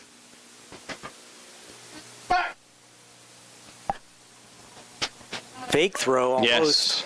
Yes. As Gibson was not on the rubber, made a move to first, but did not make a throw. He'll go from the stretch now with Novak getting his lead. There's a fastball high and tight that gets away from Workman, and Novak will scoot into second with the wild pitch. You still have Alan Van Sickle loosening up down the third base line now for Uniontown. He's been throwing over the last inning or so. Left-hander down there. Gibson at, let's see where he's at. 35, 43, 55 pitches I have him at. We mentioned he only came into this game with 2 innings pitched all season. Has eclipsed that and then some so far here this afternoon. You kind of have to wonder what his range is going to be here on the mound. Facing Travis Sankovic with a 1-0 count. Hudson Novak now in scoring position down at second with 2 outs. Mustangs hanging on to a 2-1 lead here in the fifth. Gibson steps back, and now Workman will come back out. He may need to change his signals. We're talking about the Legion season. I would assume, Gary, it's probably going to start within the next week or so with many of the county teams not in the postseason. We mentioned Connellsville and Brownsville have qualified. California also in the WPIAL playoffs. So probably once those high school seasons end, of course, the high school teams that qualified, hope it's a nice little run, but we should start seeing Legion ball start here over the next week or two. Brad Yeoman, the Uniontown manager, will certainly be looking at trying to assemble that squad as quickly as he can. Here's the pitch. Ball 2. Throw back to Novak. Gets back in safely. So again, Workman throwing behind the runner. This time, shortstop Uraney able to get to second base to take that throw, but not in time as Novak had plenty of time to get back in safely. 2-0 count now to Travis Sankovic. Of course, Brad played his high school ball here at Laurel Highlands.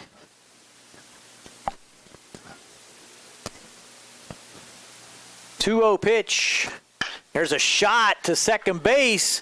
3-hopper picked up nicely and on to first to end the inning. Lepley to DeMoss. So Sankovic goes down 4-3, and the Mustangs do not score in the fifth. Still lead 2-1 here on the South Union Township Sports Network, WMBS, and the MSA Sports Network.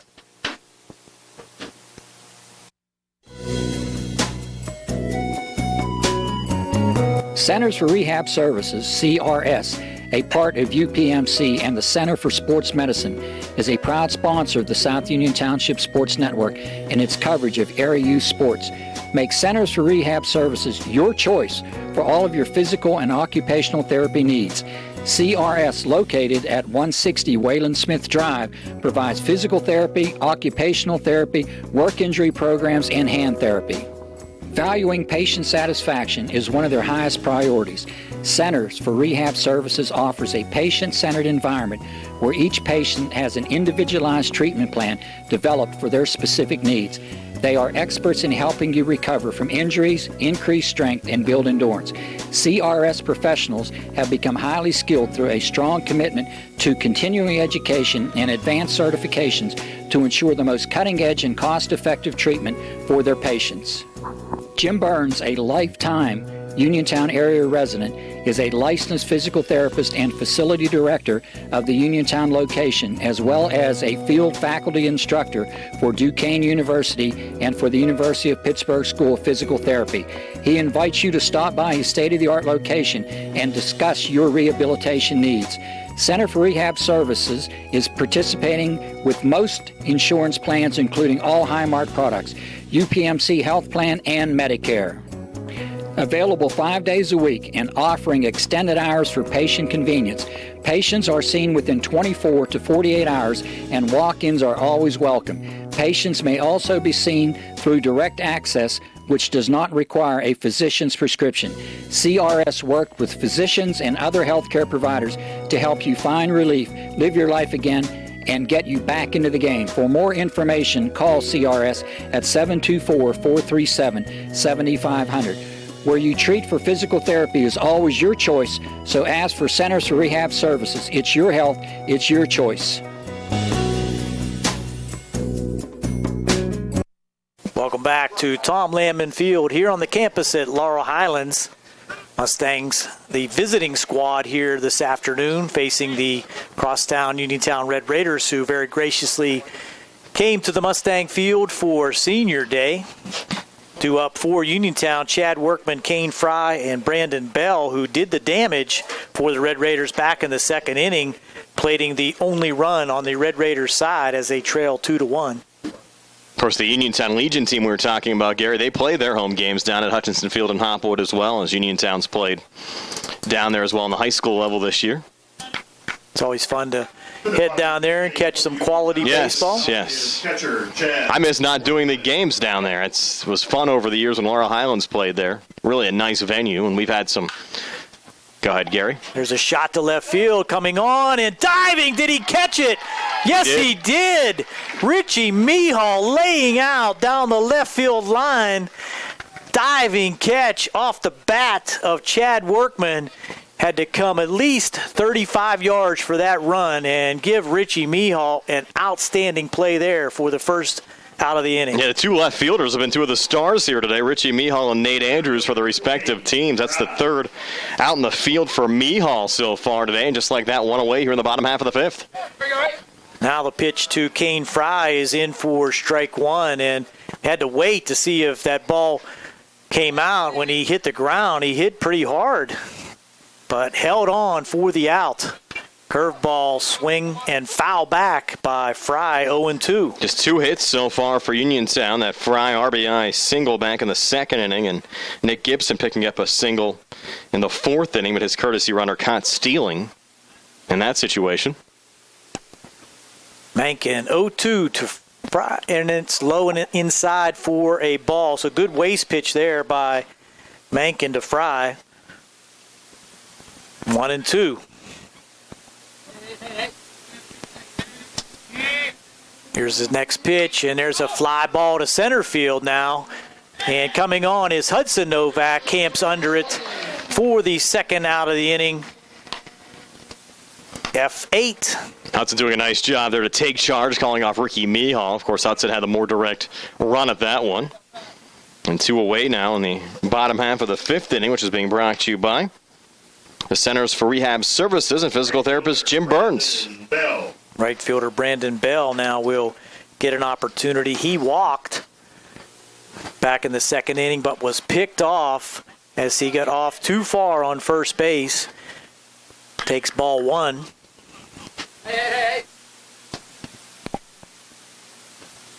Mankin working here in the fifth.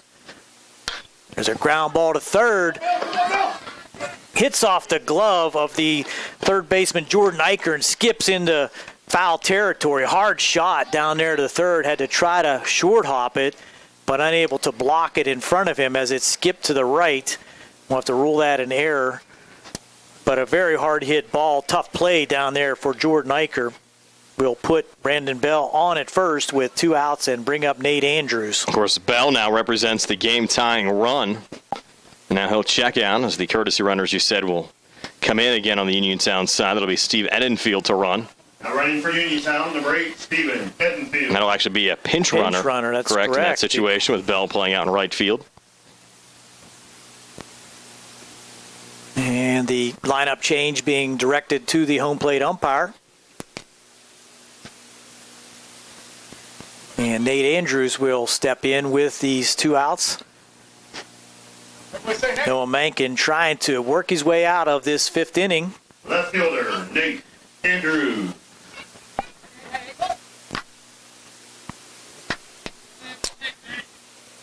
From the stretch, Mankin checks the runner. Brings it to the plate high and inside for ball 1. Well, chin music there on Andrews.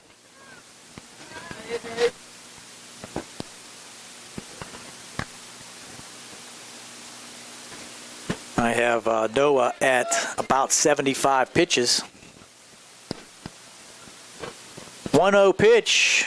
Fouled off at the plate. Trickles back to the screen. 1-1. And from our view here today, Gary, we don't have a good look at the Laurel Highlands bullpen. We're in the press box today right above the Laurel Highlands dugout. Usually we're positioned what's actually a better view of the field above the Uniontown dugout down the third base line. We can look in and see what's happening on the Laurel Highlands side as well. 1-1, high and inside. 2-1. There is activity down Is there? in the You have a better bullpen. angle than I do if you lean out. Ian Edenfield. Okay.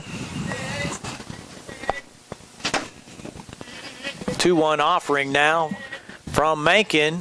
Swing at a high fastball, 2-2. You mentioned Edenfield. What a great high school sports season he had. The WPIL wrestling champion, also the state runner-up in the 220-pound division. Of course, had a successful baseball season as well here in the Diamond for the Mustangs. And just a junior. Correct. He'll be back next season. Throw over to first. Diving back in is Steve Edenfield. Of course, Ian plays football as well, Gary. Absolutely. Strong defensive player for the Mustangs and came on offensively this year from the tight end position. There's a pitch just outside. Runs the count full, 3-2, 2 outs. Runner on first will be moving on the delivery to the plate. Was there a game he came in at the end of a game to play quarterback to throw a couple Hail Marys? Or am I thinking of someone else? Okay. Yes, he did. There's a throw over. Dive back again. Edenfield in. Uniontown game. Was it the Uniontown? I thought it was another game that I was listening to some Davis and Davis bonus coverage for some reason. Salem. Was it Salem? Okay. Yep. I know I heard it instead of saw it, well, at least once. And we talked to Coach Just about that. There's a pitch, high and inside, ball 4. And he mentioned that, well, he's our best athlete. He can throw it the farthest. Might as well put him in. Makes sense, doesn't it?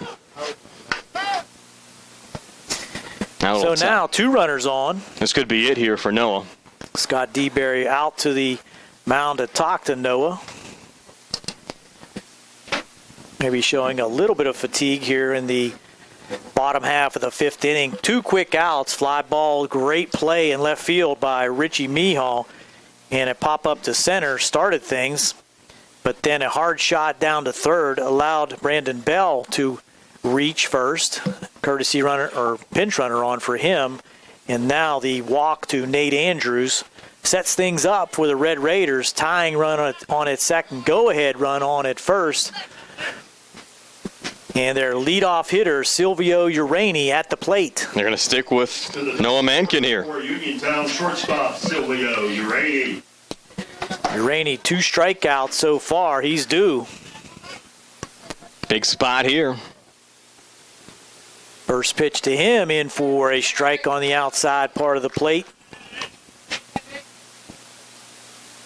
Big time situation here on both sides. Mustangs trying to hold things together at 2-1, and the Red Raiders trying to tie things up. 0-1 pitch, just a little bit low, 1-1.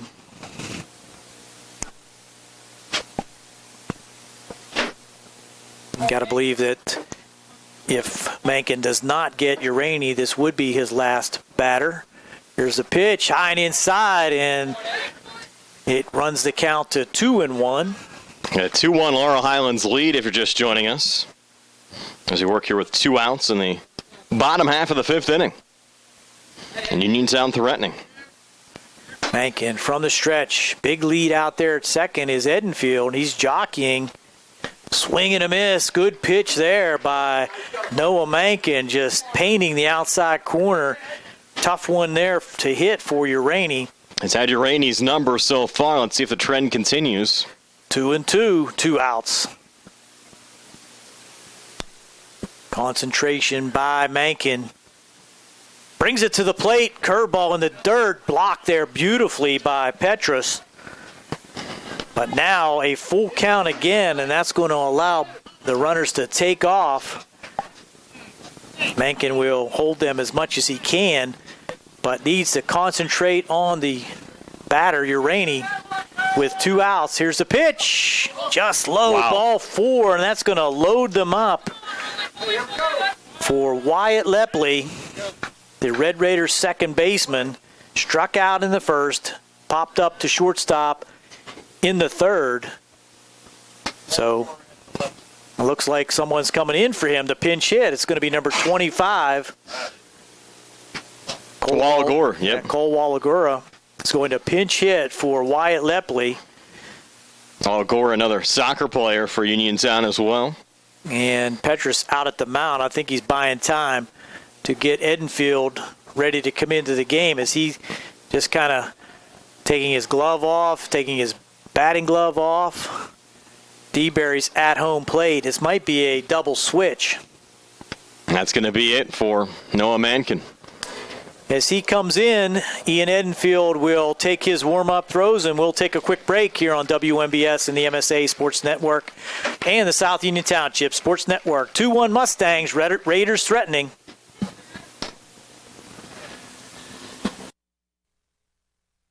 Davis and Davis, helping the injured. If you're injured in an accident, after you address the medical problems, you're going to be faced with numerous questions concerning who's going to pay your medical bills, your property damage, wages that you might be losing if you can't go to work. These are things that you need counsel for. That your income is protected, that your bills are paid, that your family's taken care of. We've been doing this since 1976. We've helped injured people. We can help you. Davis and Davis, attorneys at law.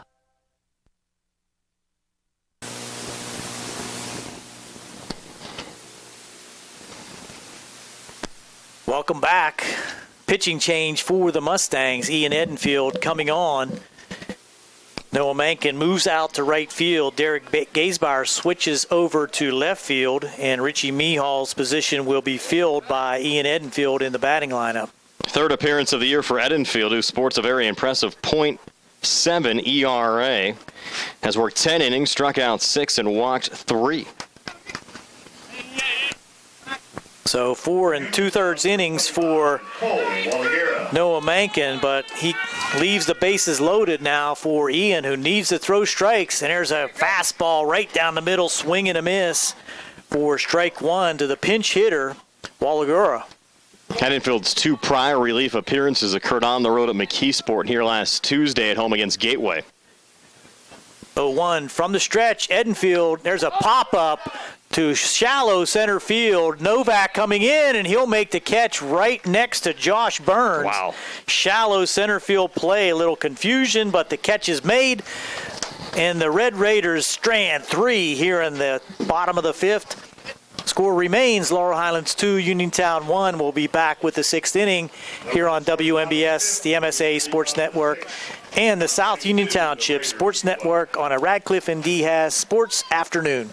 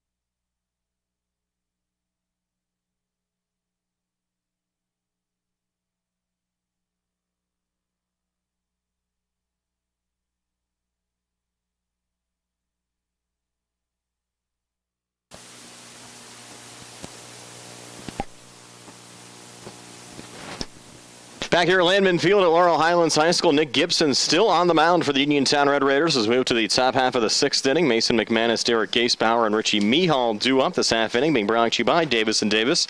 Attorneys at law, helping local people with their legal matters since 1976.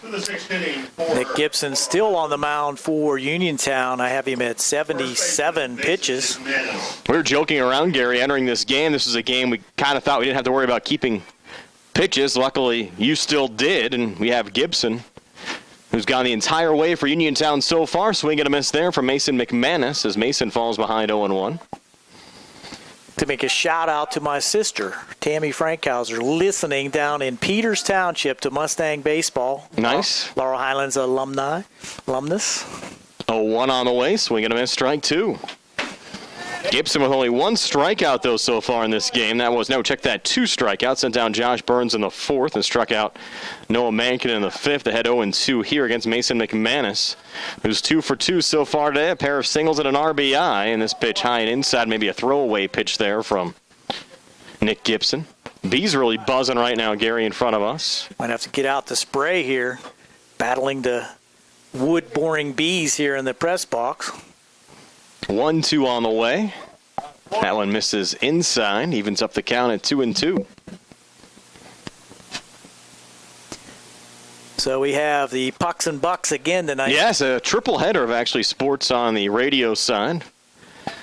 Penguins puck drop at 7:30, pregame 6:30. Pirates right after that, and there's a hard shot in the right center field, dropping into the gap. McManus rounding first. He'll stop right there. Quick relay coming in from right center field, holding McManus to just a single, but his third hit of the afternoon, Gary.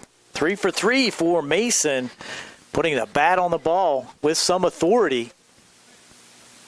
The Mustangs here in the sixth, still with that one-run lead, tenuous at best. And a courtesy runner coming out here again. Actually, this will be a pinch runner in this situation. Greg Lancaster out to run. Greg Lancaster. Alan Van Sickle still loosening up on the Uniontown side. Fielder Derek Gasebauer. As Gary takes care of our B situation up here in the press box. And Derek Gasebauer, who's 0 for 2 so far today, grounded into a 6-4-3 double play last time up. We'll check of the runner over here at first, and Lancaster, the pinch runner, back safely. Lancaster only a junior. We might have mentioned him being a senior a couple of times earlier on in the season. That's what our roster that we got from the school had said.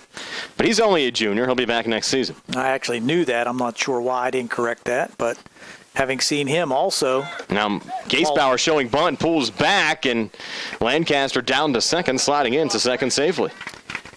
Greg, another multi-sport athlete, played a lot of basketball for Coach Hauger this year.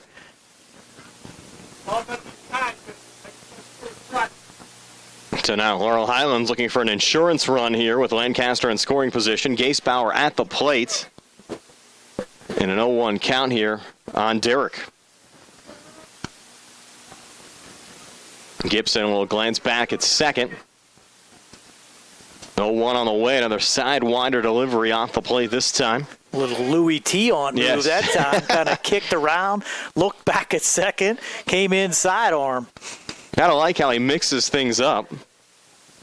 Nick Gibson, the Uniontown pitcher's gone the entire way so far today. Uraney sneaking in behind Lancaster, trying to catch him, but now he has a substantial lead out there at second. Nobody out as we work here in the top half of the sixth.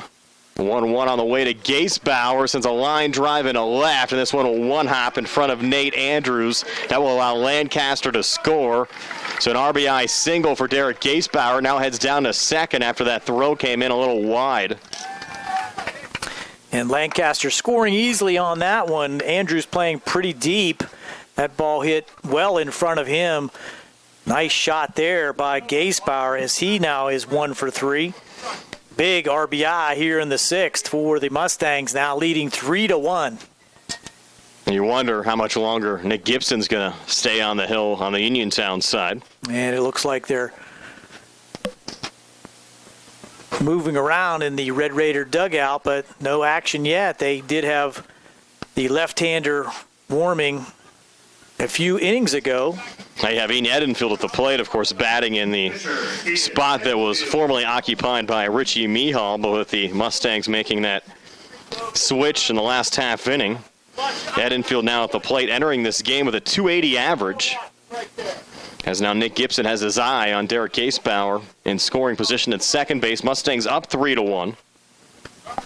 Edenfield with 6 RBIs so far this season. Pretty big lead off of second for Gasebauer. The pitch high and inside. Looks like Gibson maybe expecting Gasebauer to try to attempt to steal third there. Well, Edenfield squared around as if he was going to bunt. A lot of movement in that Red Raider infield. So nobody out here as we work in the top half of the 6th. One run already across here in this half inning for Laurel Highlands. And Gibson, the delivery to Edenfield in there for a strike. Did not square around that time, so a little change of strategy, pitch to pitch here for the Mustangs. Evens up the counts at 1-1. This half inning being brought to you by Larry Russman for North Union Township Supervisor. Gibson again from the stretch. 1-1 on the way to Edenfield, who pops this one up on the left side in foul territory. The ball will go over the fence and out of play on the hillside down the third baseline. Count moves to 1-2. Ian trying to push another run across here for the Mustangs, looking to add now to that 3-1 lead in the 6th. Now Nick Gibson stepping off the mound. Some of the mind games continue here between Derek Gasebauer and Nick Gibson.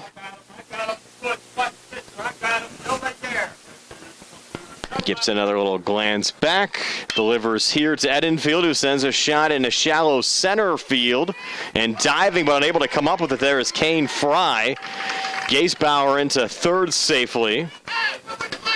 That was a tough play out there for Fry in center, Gary. Came in sliding and just could not reach it. It was just out of his reach in right center field. Gasebauer had to hold up at second base as he had no idea whether Fry was going to be able to make that catch. So now we have first and third and something going on here. What do we have? Well, Edenfield's going to step out. Of course, he's the pitcher, so you can bring in a courtesy runner for him. And I believe that's what's going to happen. I think you have to score that, Gary, a single just because it was such a tough play there for Fry out there in center field. No doubt about that. Now you have Tanner Minio on to run again on the Mustang side. So now first and third with nobody out. Second baseman, Josh Burns. Now Josh Burns at the plates. 3 straight singles for the Mustangs here in the inning. And this might be it here for Gibson. As Uniontown head coach Kenny Musco comes out. Well, talking of strategy, let's see. I'm not sure why they're talking into their gloves. This is not like a nationally televised game, but we can read lips and get I guess the maybe strategy. if they want to save some of the same signals for next year, they don't want anyone getting the signs off of Jerry's TV camera. I'm sure he's zoomed in there closely. Or they'd seen that on TV. Yeah, and they're just trying to mock it. That's probably what happened. The chances of reusing the signs and someone picking up on it on the South Union TV broadcast are probably tape delay. Although it is live to tape. It's live to tape, correct. You're looking live to tape. And Gibson's going to remain in the game. Burns the plate, nobody out, runners on the corners, one already across here in the top half of the 6th for Laurel Highlands. Mustangs lead at 3-1. And now going down to second here is Arminio, stolen base there for Tan. No throw on the play, kind of a fake throw there by Workman, trying to see if he had Derek Gasebauer moving off of third base, but smartly he hangs in tight. What was the ruling there on the pitch? I didn't see a signal. Was it a strike? 0-1. And now Gasebauer going home on the play. And he's out. It was a squeeze play, and Burns did not get the bat on the ball. Wow. A little bit of a strategy move there by Coach D. Barry. Gasebauer running on the pitch. Burns squared around and tried to put it in play, but did not make contact, and dead to rights at home. Yeah, correct. Is Gasebauer. So that's seen a lot of stuff you don't usually see in a game. So we record that 1-2. Correct. Squeeze play unsuccessful first out of the inning. Now, was that ruled a strike or a ball there on the pitch? I think it was a strike also. So the count would be 0-2 then. Now to Josh Burns. He did bunt at it, so it had to be a strike. 0-2 on the way, and Burns will pop this one up. Connor DeMoss at first base getting under it. And he'll make the grab for the second out of the inning. So what looked like might be a huge inning for Laurel Highlands. May put up a crooked number. Of course, they got the one run earlier, but now 2 away with Arminio still on second, and Jordan Eicher coming to the plate. So what looked like a possible big inning, as you said, 3 singles to lead things off. Now with 2 outs, just one more batter came to the plate. Van Sickle still loosening up the lefty down the third base line, and a little like a knuckleball in there to Eicher. Missed inside for ball 1. A lot of arc on that pitch. Yes. You might see that in the 7- and 8-year-old midget league games down there at South Union. Now the 1-0 pitch on the way comes back with a fastball that hops away from the catcher Chad Workman. That will allow Arminio to get down to third. I think he called that a strike. Let's see what the count, if he signals it. Nope, 2-0. 2-0. Obviously, we don't have the best vantage point on things, but to me, it looked like it was outside. 2-0, another fastball popped foul by Eicher. Count now moves to 2-1.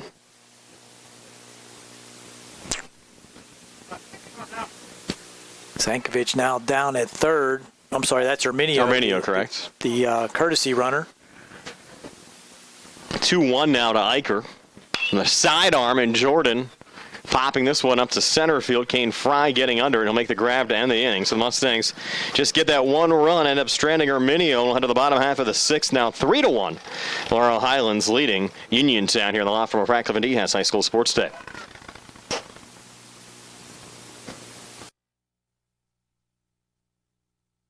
Southwestern Endoscopy Center is a state-licensed and Medicare-certified facility and emphasizes privacy, comfort, caring, and safety for colonoscopies and upper GI endoscopies. Painless procedures are done with twilight sedation given by a board-certified anesthesiologist. The center accepts most insurance plans and is staffed by Doctors Ruthhart, Calabrese, Stokes, SWGI, specialists in digestive health.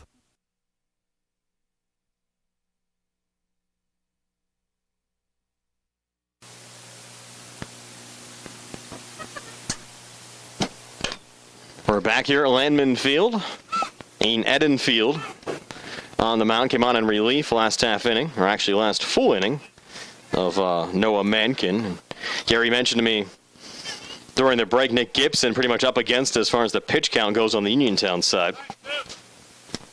So you probably will see at least one inning of relief. About 98 unofficially? 97. 97, which would okay. allow him to at least start. If he wants to, batter. correct. And Brandon Swaney leading off this bottom half of the 6th for Uniontown against a 3-1 lead for Laurel Highlands over Uniontown. Swaney, Gibson, and DeMoss due up for the Red Raiders. Swaney 0 for 2 so far today. Edenfield got the Mustangs out of a jam in the bottom half of the 5th. After Uniontown had a couple of base runners with Brandon Bell reaching out in air and Nate Andrews and Silvio Urani walking, loaded up the bases.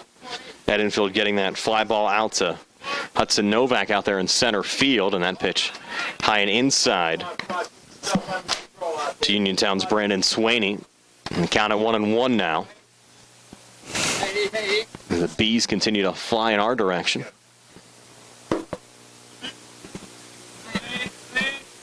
Edenfield's 1-1. Sent foul there by Swaney. The junior came into the game with a 300 average. Looking to stay above 300 with a hit here after a couple of fly ball outs to Richie Mehall in the 1st and 4th innings.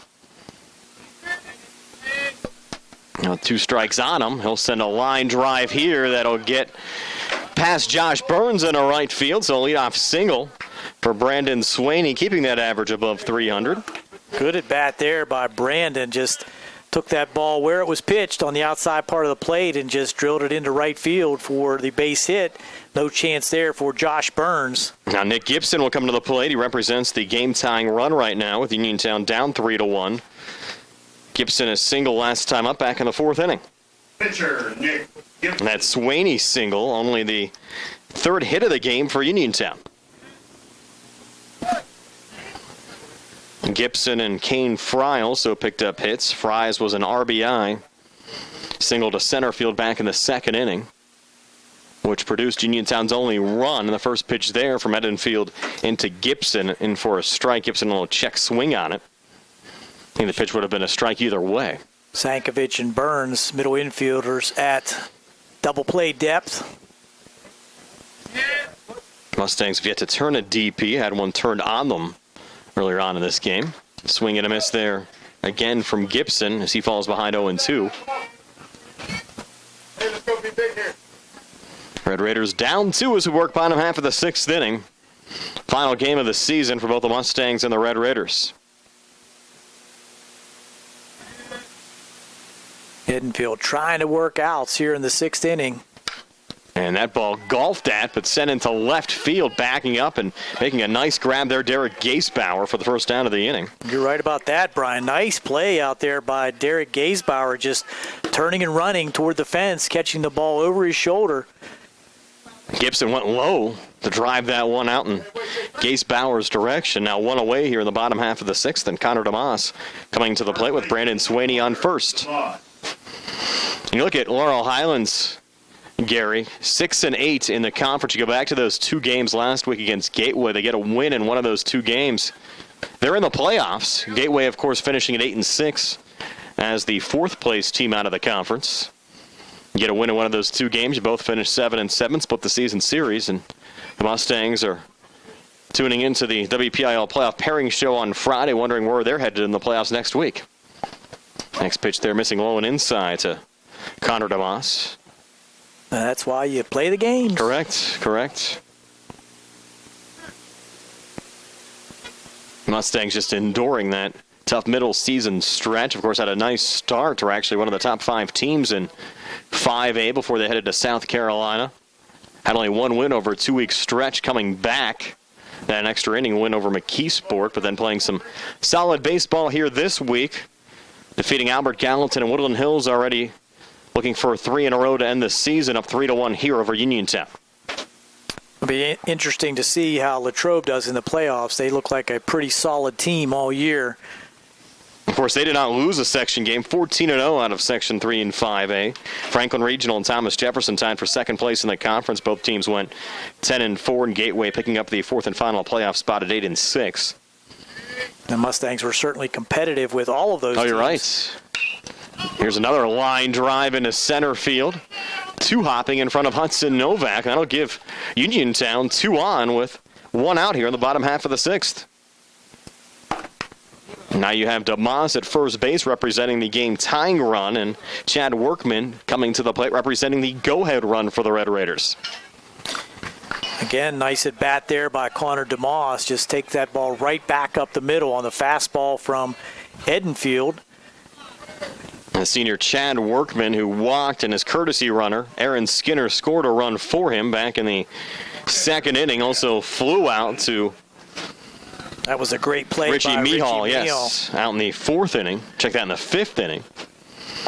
This is his third plate appearance of the game, coming with 2 on and 1 out. They'll take the first pitch inside for ball 1.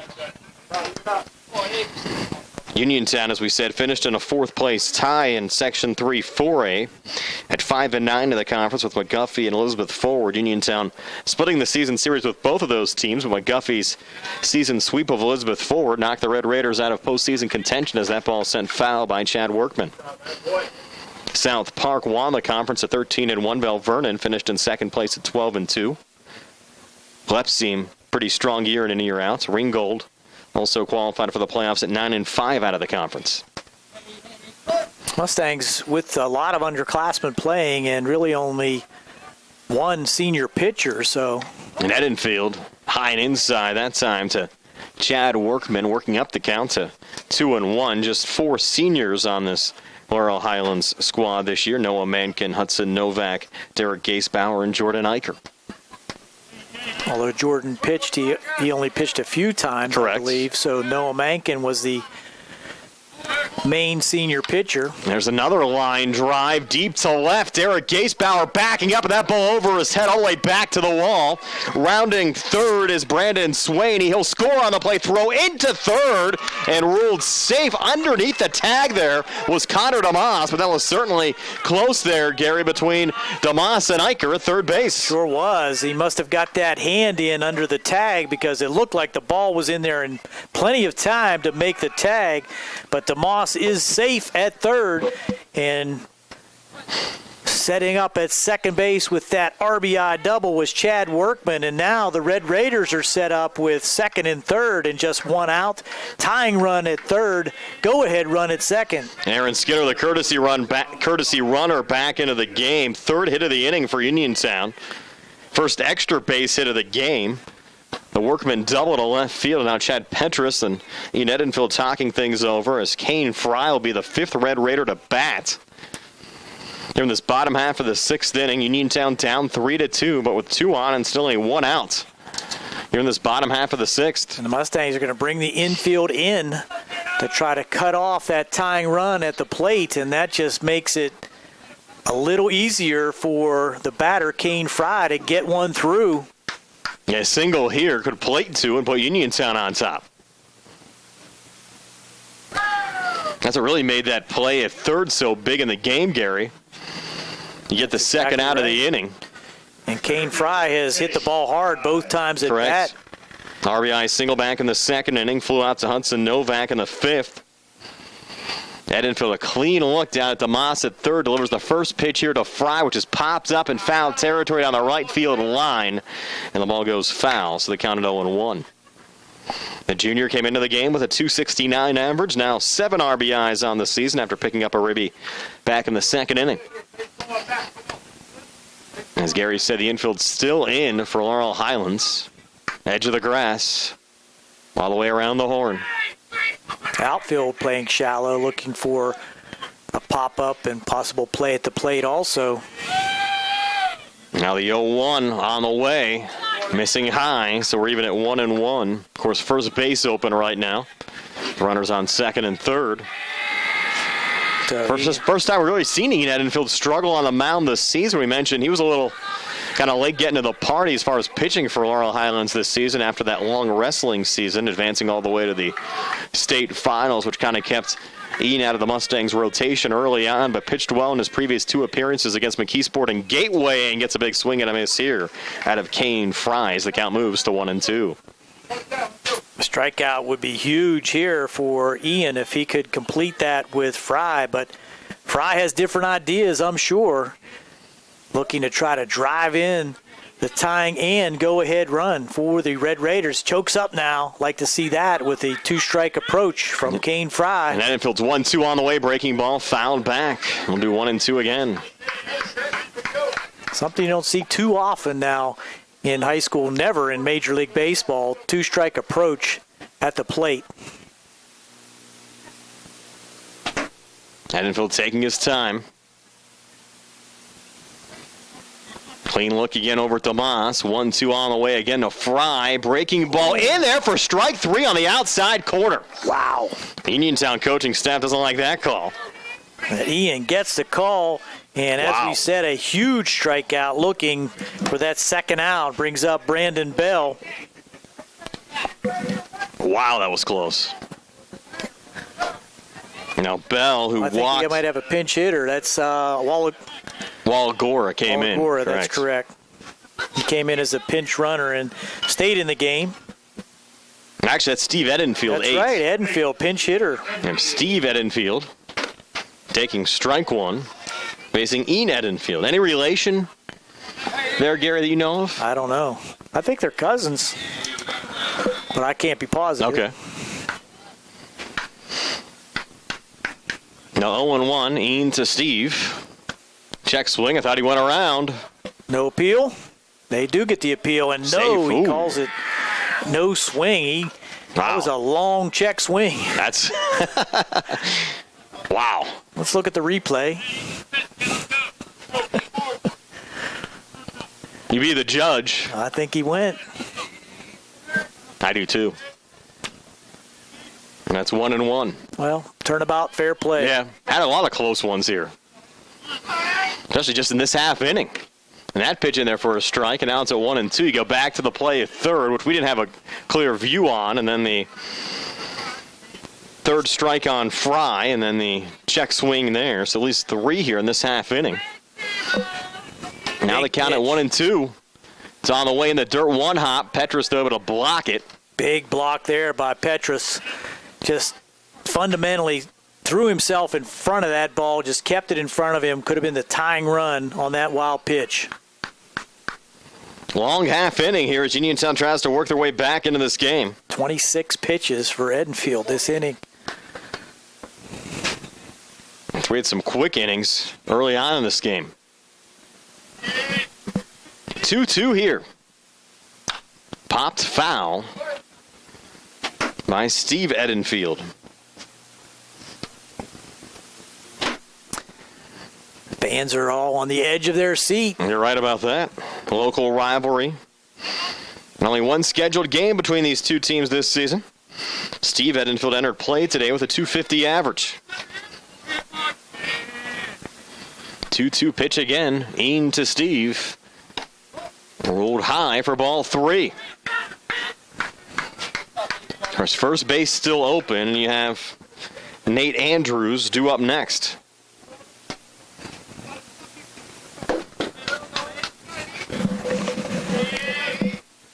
Now the payoff pitch on the way.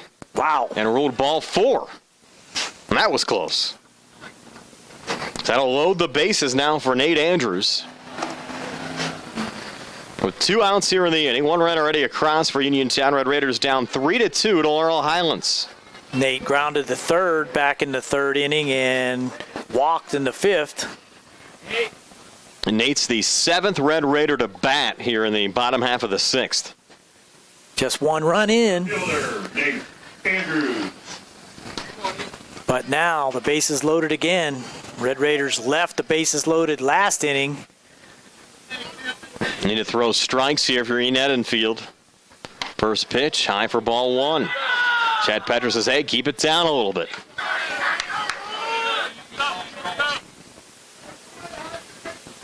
And he now taking more time here in between pitches. Now Scott DeBerry coming out for a little discussion here.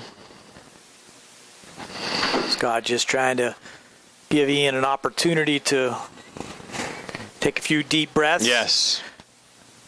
Regroup. Back in there. He's probably just telling him, put it in there, let it happen. Laurel Highlands looking for 3 straight wins to end the season. Uniontown a 1-1 week so far. Defeated Keystone Oaks on Monday. Lost to Bell Vernon yesterday.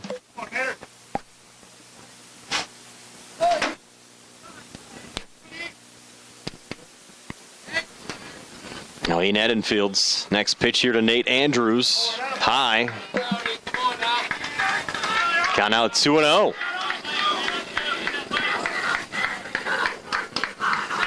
Game already 2 hours old. Nowhere to put Nate Andrews if you're Ian Edenfield. We're moving right along until this half inning. This half inning is probably taking a half an hour. 2-0 pitch on the way. Ruled. Wow. A late strike call. Wow. I think he called it outside. I don't think he called that a strike. Was it ruled outside or a strike? I think he went outside, but it was an interesting motion.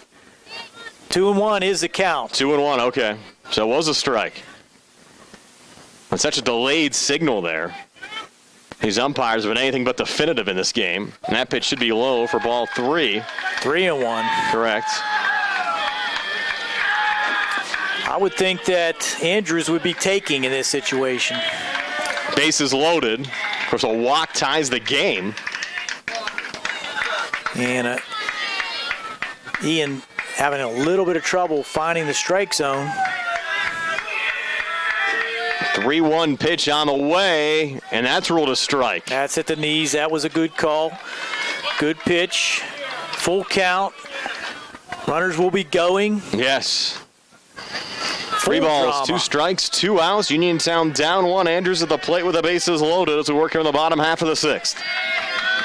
Edenfield a long look, and you can hear it from the dugouts and the fans up on top the hill. Throw over at first, and barely back safe there. That was a close play, Gary, as Steve Edenfield barely got underneath a tag. That play has worked twice for the Mustangs. That time the safe call, but you got to be awake over here at first base. And you know everyone's moving, too. Absolutely, and that runner really doesn't mean a whole lot here at first base, so just take it easy, get your lead, and move on the throw to the plate.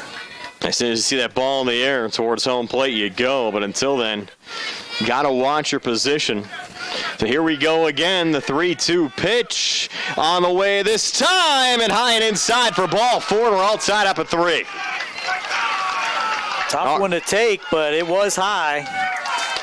RBI walk for Nate Andrews. Run scored for Connor DeMoss. And that's it for Ian Edenfield. Scott DeBerry, second visit of the inning to the mound. Edenfield done, and we have a pitching change. Now tied at 3, bases loaded, bottom half of the 6th. Uniontown looking for the lead. They'll send Silvio Urani as the 8th man to the plate. When we come back, you're in the law firm of Radcliffe and Dehas High School Sports Day.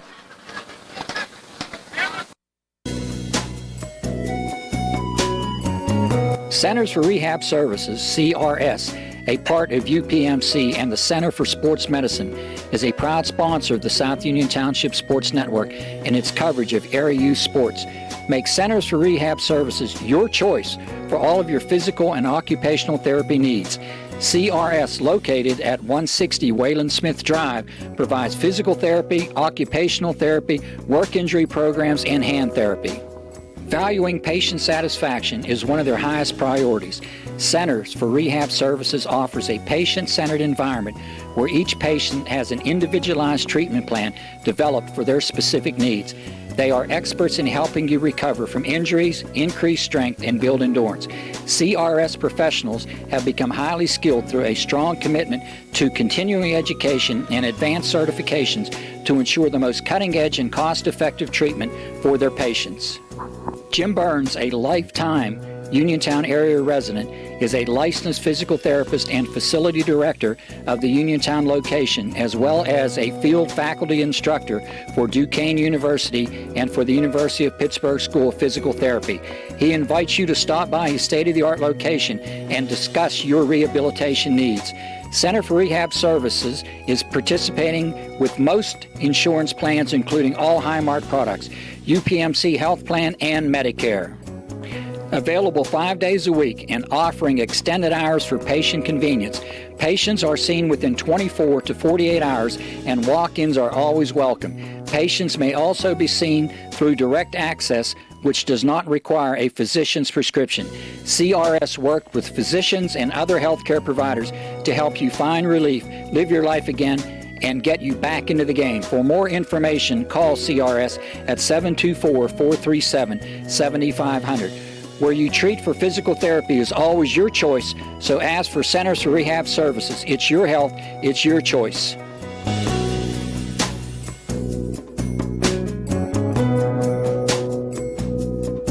And Laurel Highlands now tied at 3.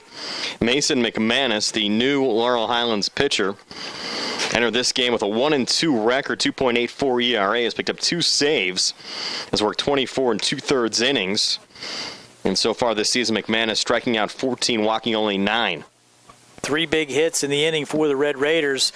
Started off with a single by Brandon Swaney, pop up by Nick Gibson to left field. Actually was a pretty good drive to left field that Derek Gaisbauer tracked down for the first out. That was followed by the single by Connor DeMoss, and then the big double by Chad Workman brings in the first run for the Red Raiders. After a controversial strikeout to Kane Fry, got the second out. We now have 2 back-to-back walks that brings in that tying run, 3-3. And Silvio Urani at the plate, his 4th plate appearance of the game, the 8th Red Raider to bat this half inning. And you mentioned the pitch count on Edenfield. 36 pitches. This half inning, correct, yes. This half inning.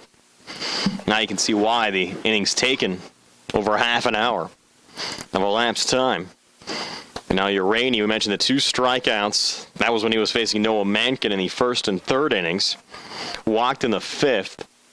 Now coming to the plate here with the bases loaded after back-to-back walks were issued. For Uniontown, the top of the order, number 13, Silvio. And here we go, Silvio Uraney.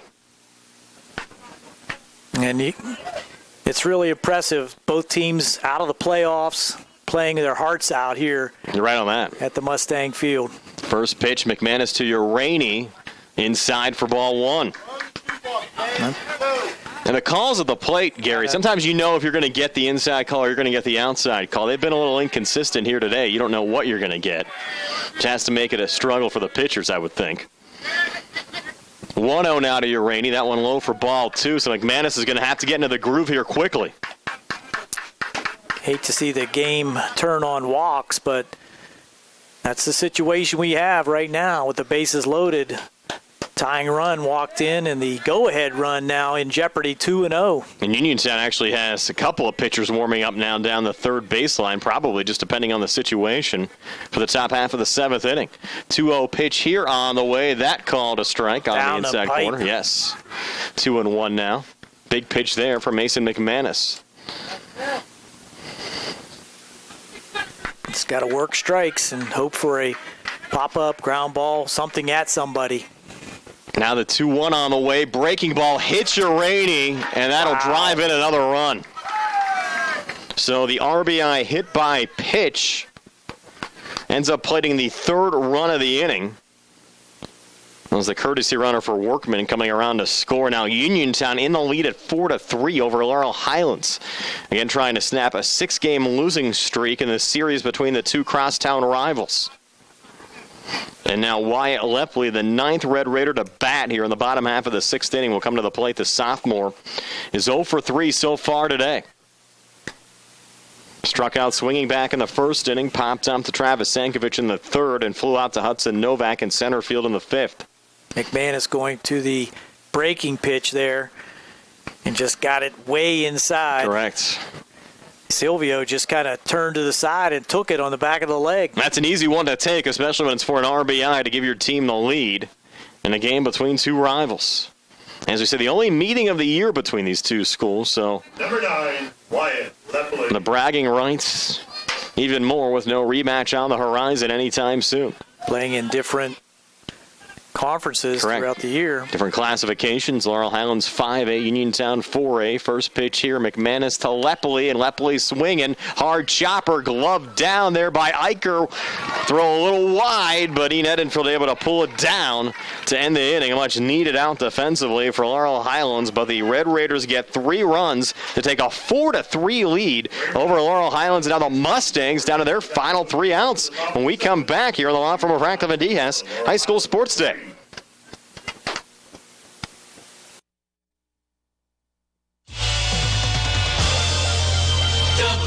WMBS and the South Union Township Sports Network in Uniontown.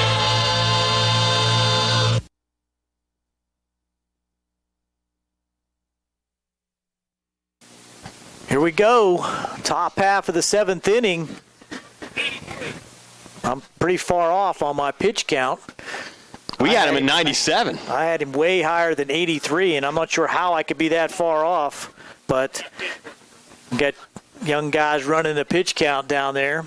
You had him at 97. The official book has him at 83, so that's pretty far off. That's a big difference, correct. And I doubt that I could be that far off. But my count does not count. Correct. They're going to double check because of your counts. So Gibson will come to the mound, and batting for the Mustangs, stepping in will be number 16, Evan Voighton. He'll be pinch hitting for Chad Petrus. And Voighton so far this season, 263 average with 3 RBIs. And we'll see what the official pitching numbers end up being for Gibson. But as we said, Gary had him for 97 entering this inning, but he's still on the mound. I had him for 20 pitches in the last inning.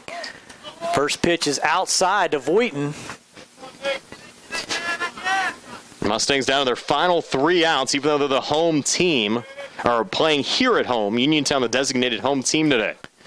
1-0 pitch. That one's in for a strike, 1-1. So regardless of what we think, Gibson's on the mound. Correct. Pitching 1-1 to Evan Voighton, trying to get something started, now trailing 4-3 to the Uniontown Red Raiders.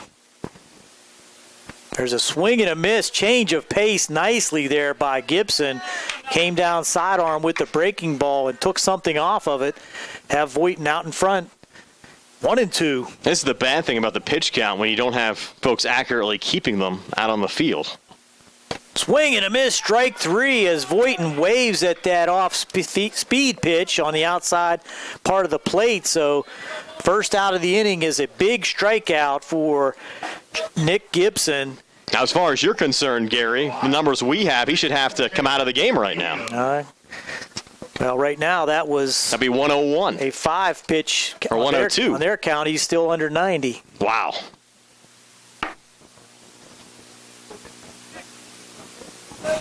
He's going to remain in the game because, as you said, Laurel Highlands, who was the official book here today, not on the same page as you, so maybe they are listening to Tony. They're not keeping the pitch counts here in this final game. Squaring around now, the pinch hitter who came in, this looks like Tanner Mineo, yep. Takes ball 1. Looked like he was trying to bunt for a base hit. Took inside for ball 1. Fastball on the outside corner for strike 2. Check that, strike 1. First pitch was inside. Could not see it clearly. 1-1 pitch. Swing and a miss on a ball in the dirt for a 1-2 count now to Tanner Mineo. We went chasing after that one. With 1 out. In the top of the 7th, Mustangs trailing 4-3. Top of the lineup coming up, so the Mustangs would certainly benefit with a base runner in this situation. 1-2 pitch. There's a shot to shortstop. Big hop for Uraney. Flips it over to DeMoss for the second out of the inning. Mustangs down to their last out. This holds up, Gary. What a comeback for Uniontown, plating 3 in the bottom half of the 6th. And Laurel Highlands appear to really be on cruise control. And that will bring up Hudson Novak with, as you said, hopefully not his last at-bat as a Mustang. Has been on, though, in 2 of his 3 plate appearances. Did reach via an air in the first and scored a run. There's a shot to left field, a high fly ball coming in, making the one-hand catch is Nate Andrews for the last out of the game. The Mustangs fall to the Uniontown Red Raiders 4-3 here on senior night at the Mustang Field, and we'll be back to wrap this up. You're listening to WMBS, the MSA Sports Network, and watching the South Union Township Sports Network. 4, Laurel Highlands 3. Davis and Davis, helping the injured. If you're injured in an accident, after you address the medical problems, you're going to be faced with numerous questions concerning who's going to pay your medical bills, your property damage, the wages that you might be losing if you can't go to work. These are things that you need counsel for. That your income is protected, that your bills are paid, that your family's taken care of. We've been doing this since 1976. We've helped injured people. We can help you. Davis and Davis, attorneys at law.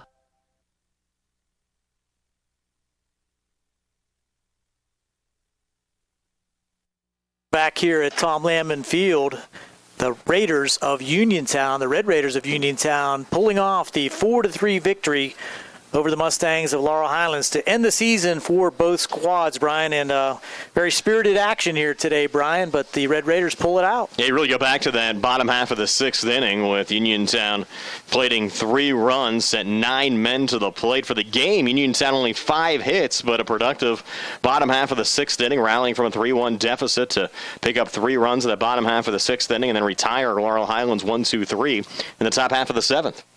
And looking at those final statistics for the Mustangs, 2 runs in the first inning, 1 in the 6th inning to take that 3-1 lead, but then giving up the lead to the Red Raiders in the bottom of the 6th. The Mustangs coming through with 7 hits. They did leave 4 men on base and committed just a 1 error. So for the Uniontown Red Raiders, 4 runs, 1 in the second and 3 in the sixth for their total of 4. Just 5 hits for the Red Raiders. They did leave 7 men on base with the bases loaded in the last 2 innings that they had, and they were the beneficiary of 6 walks and a 1 hit by pitch.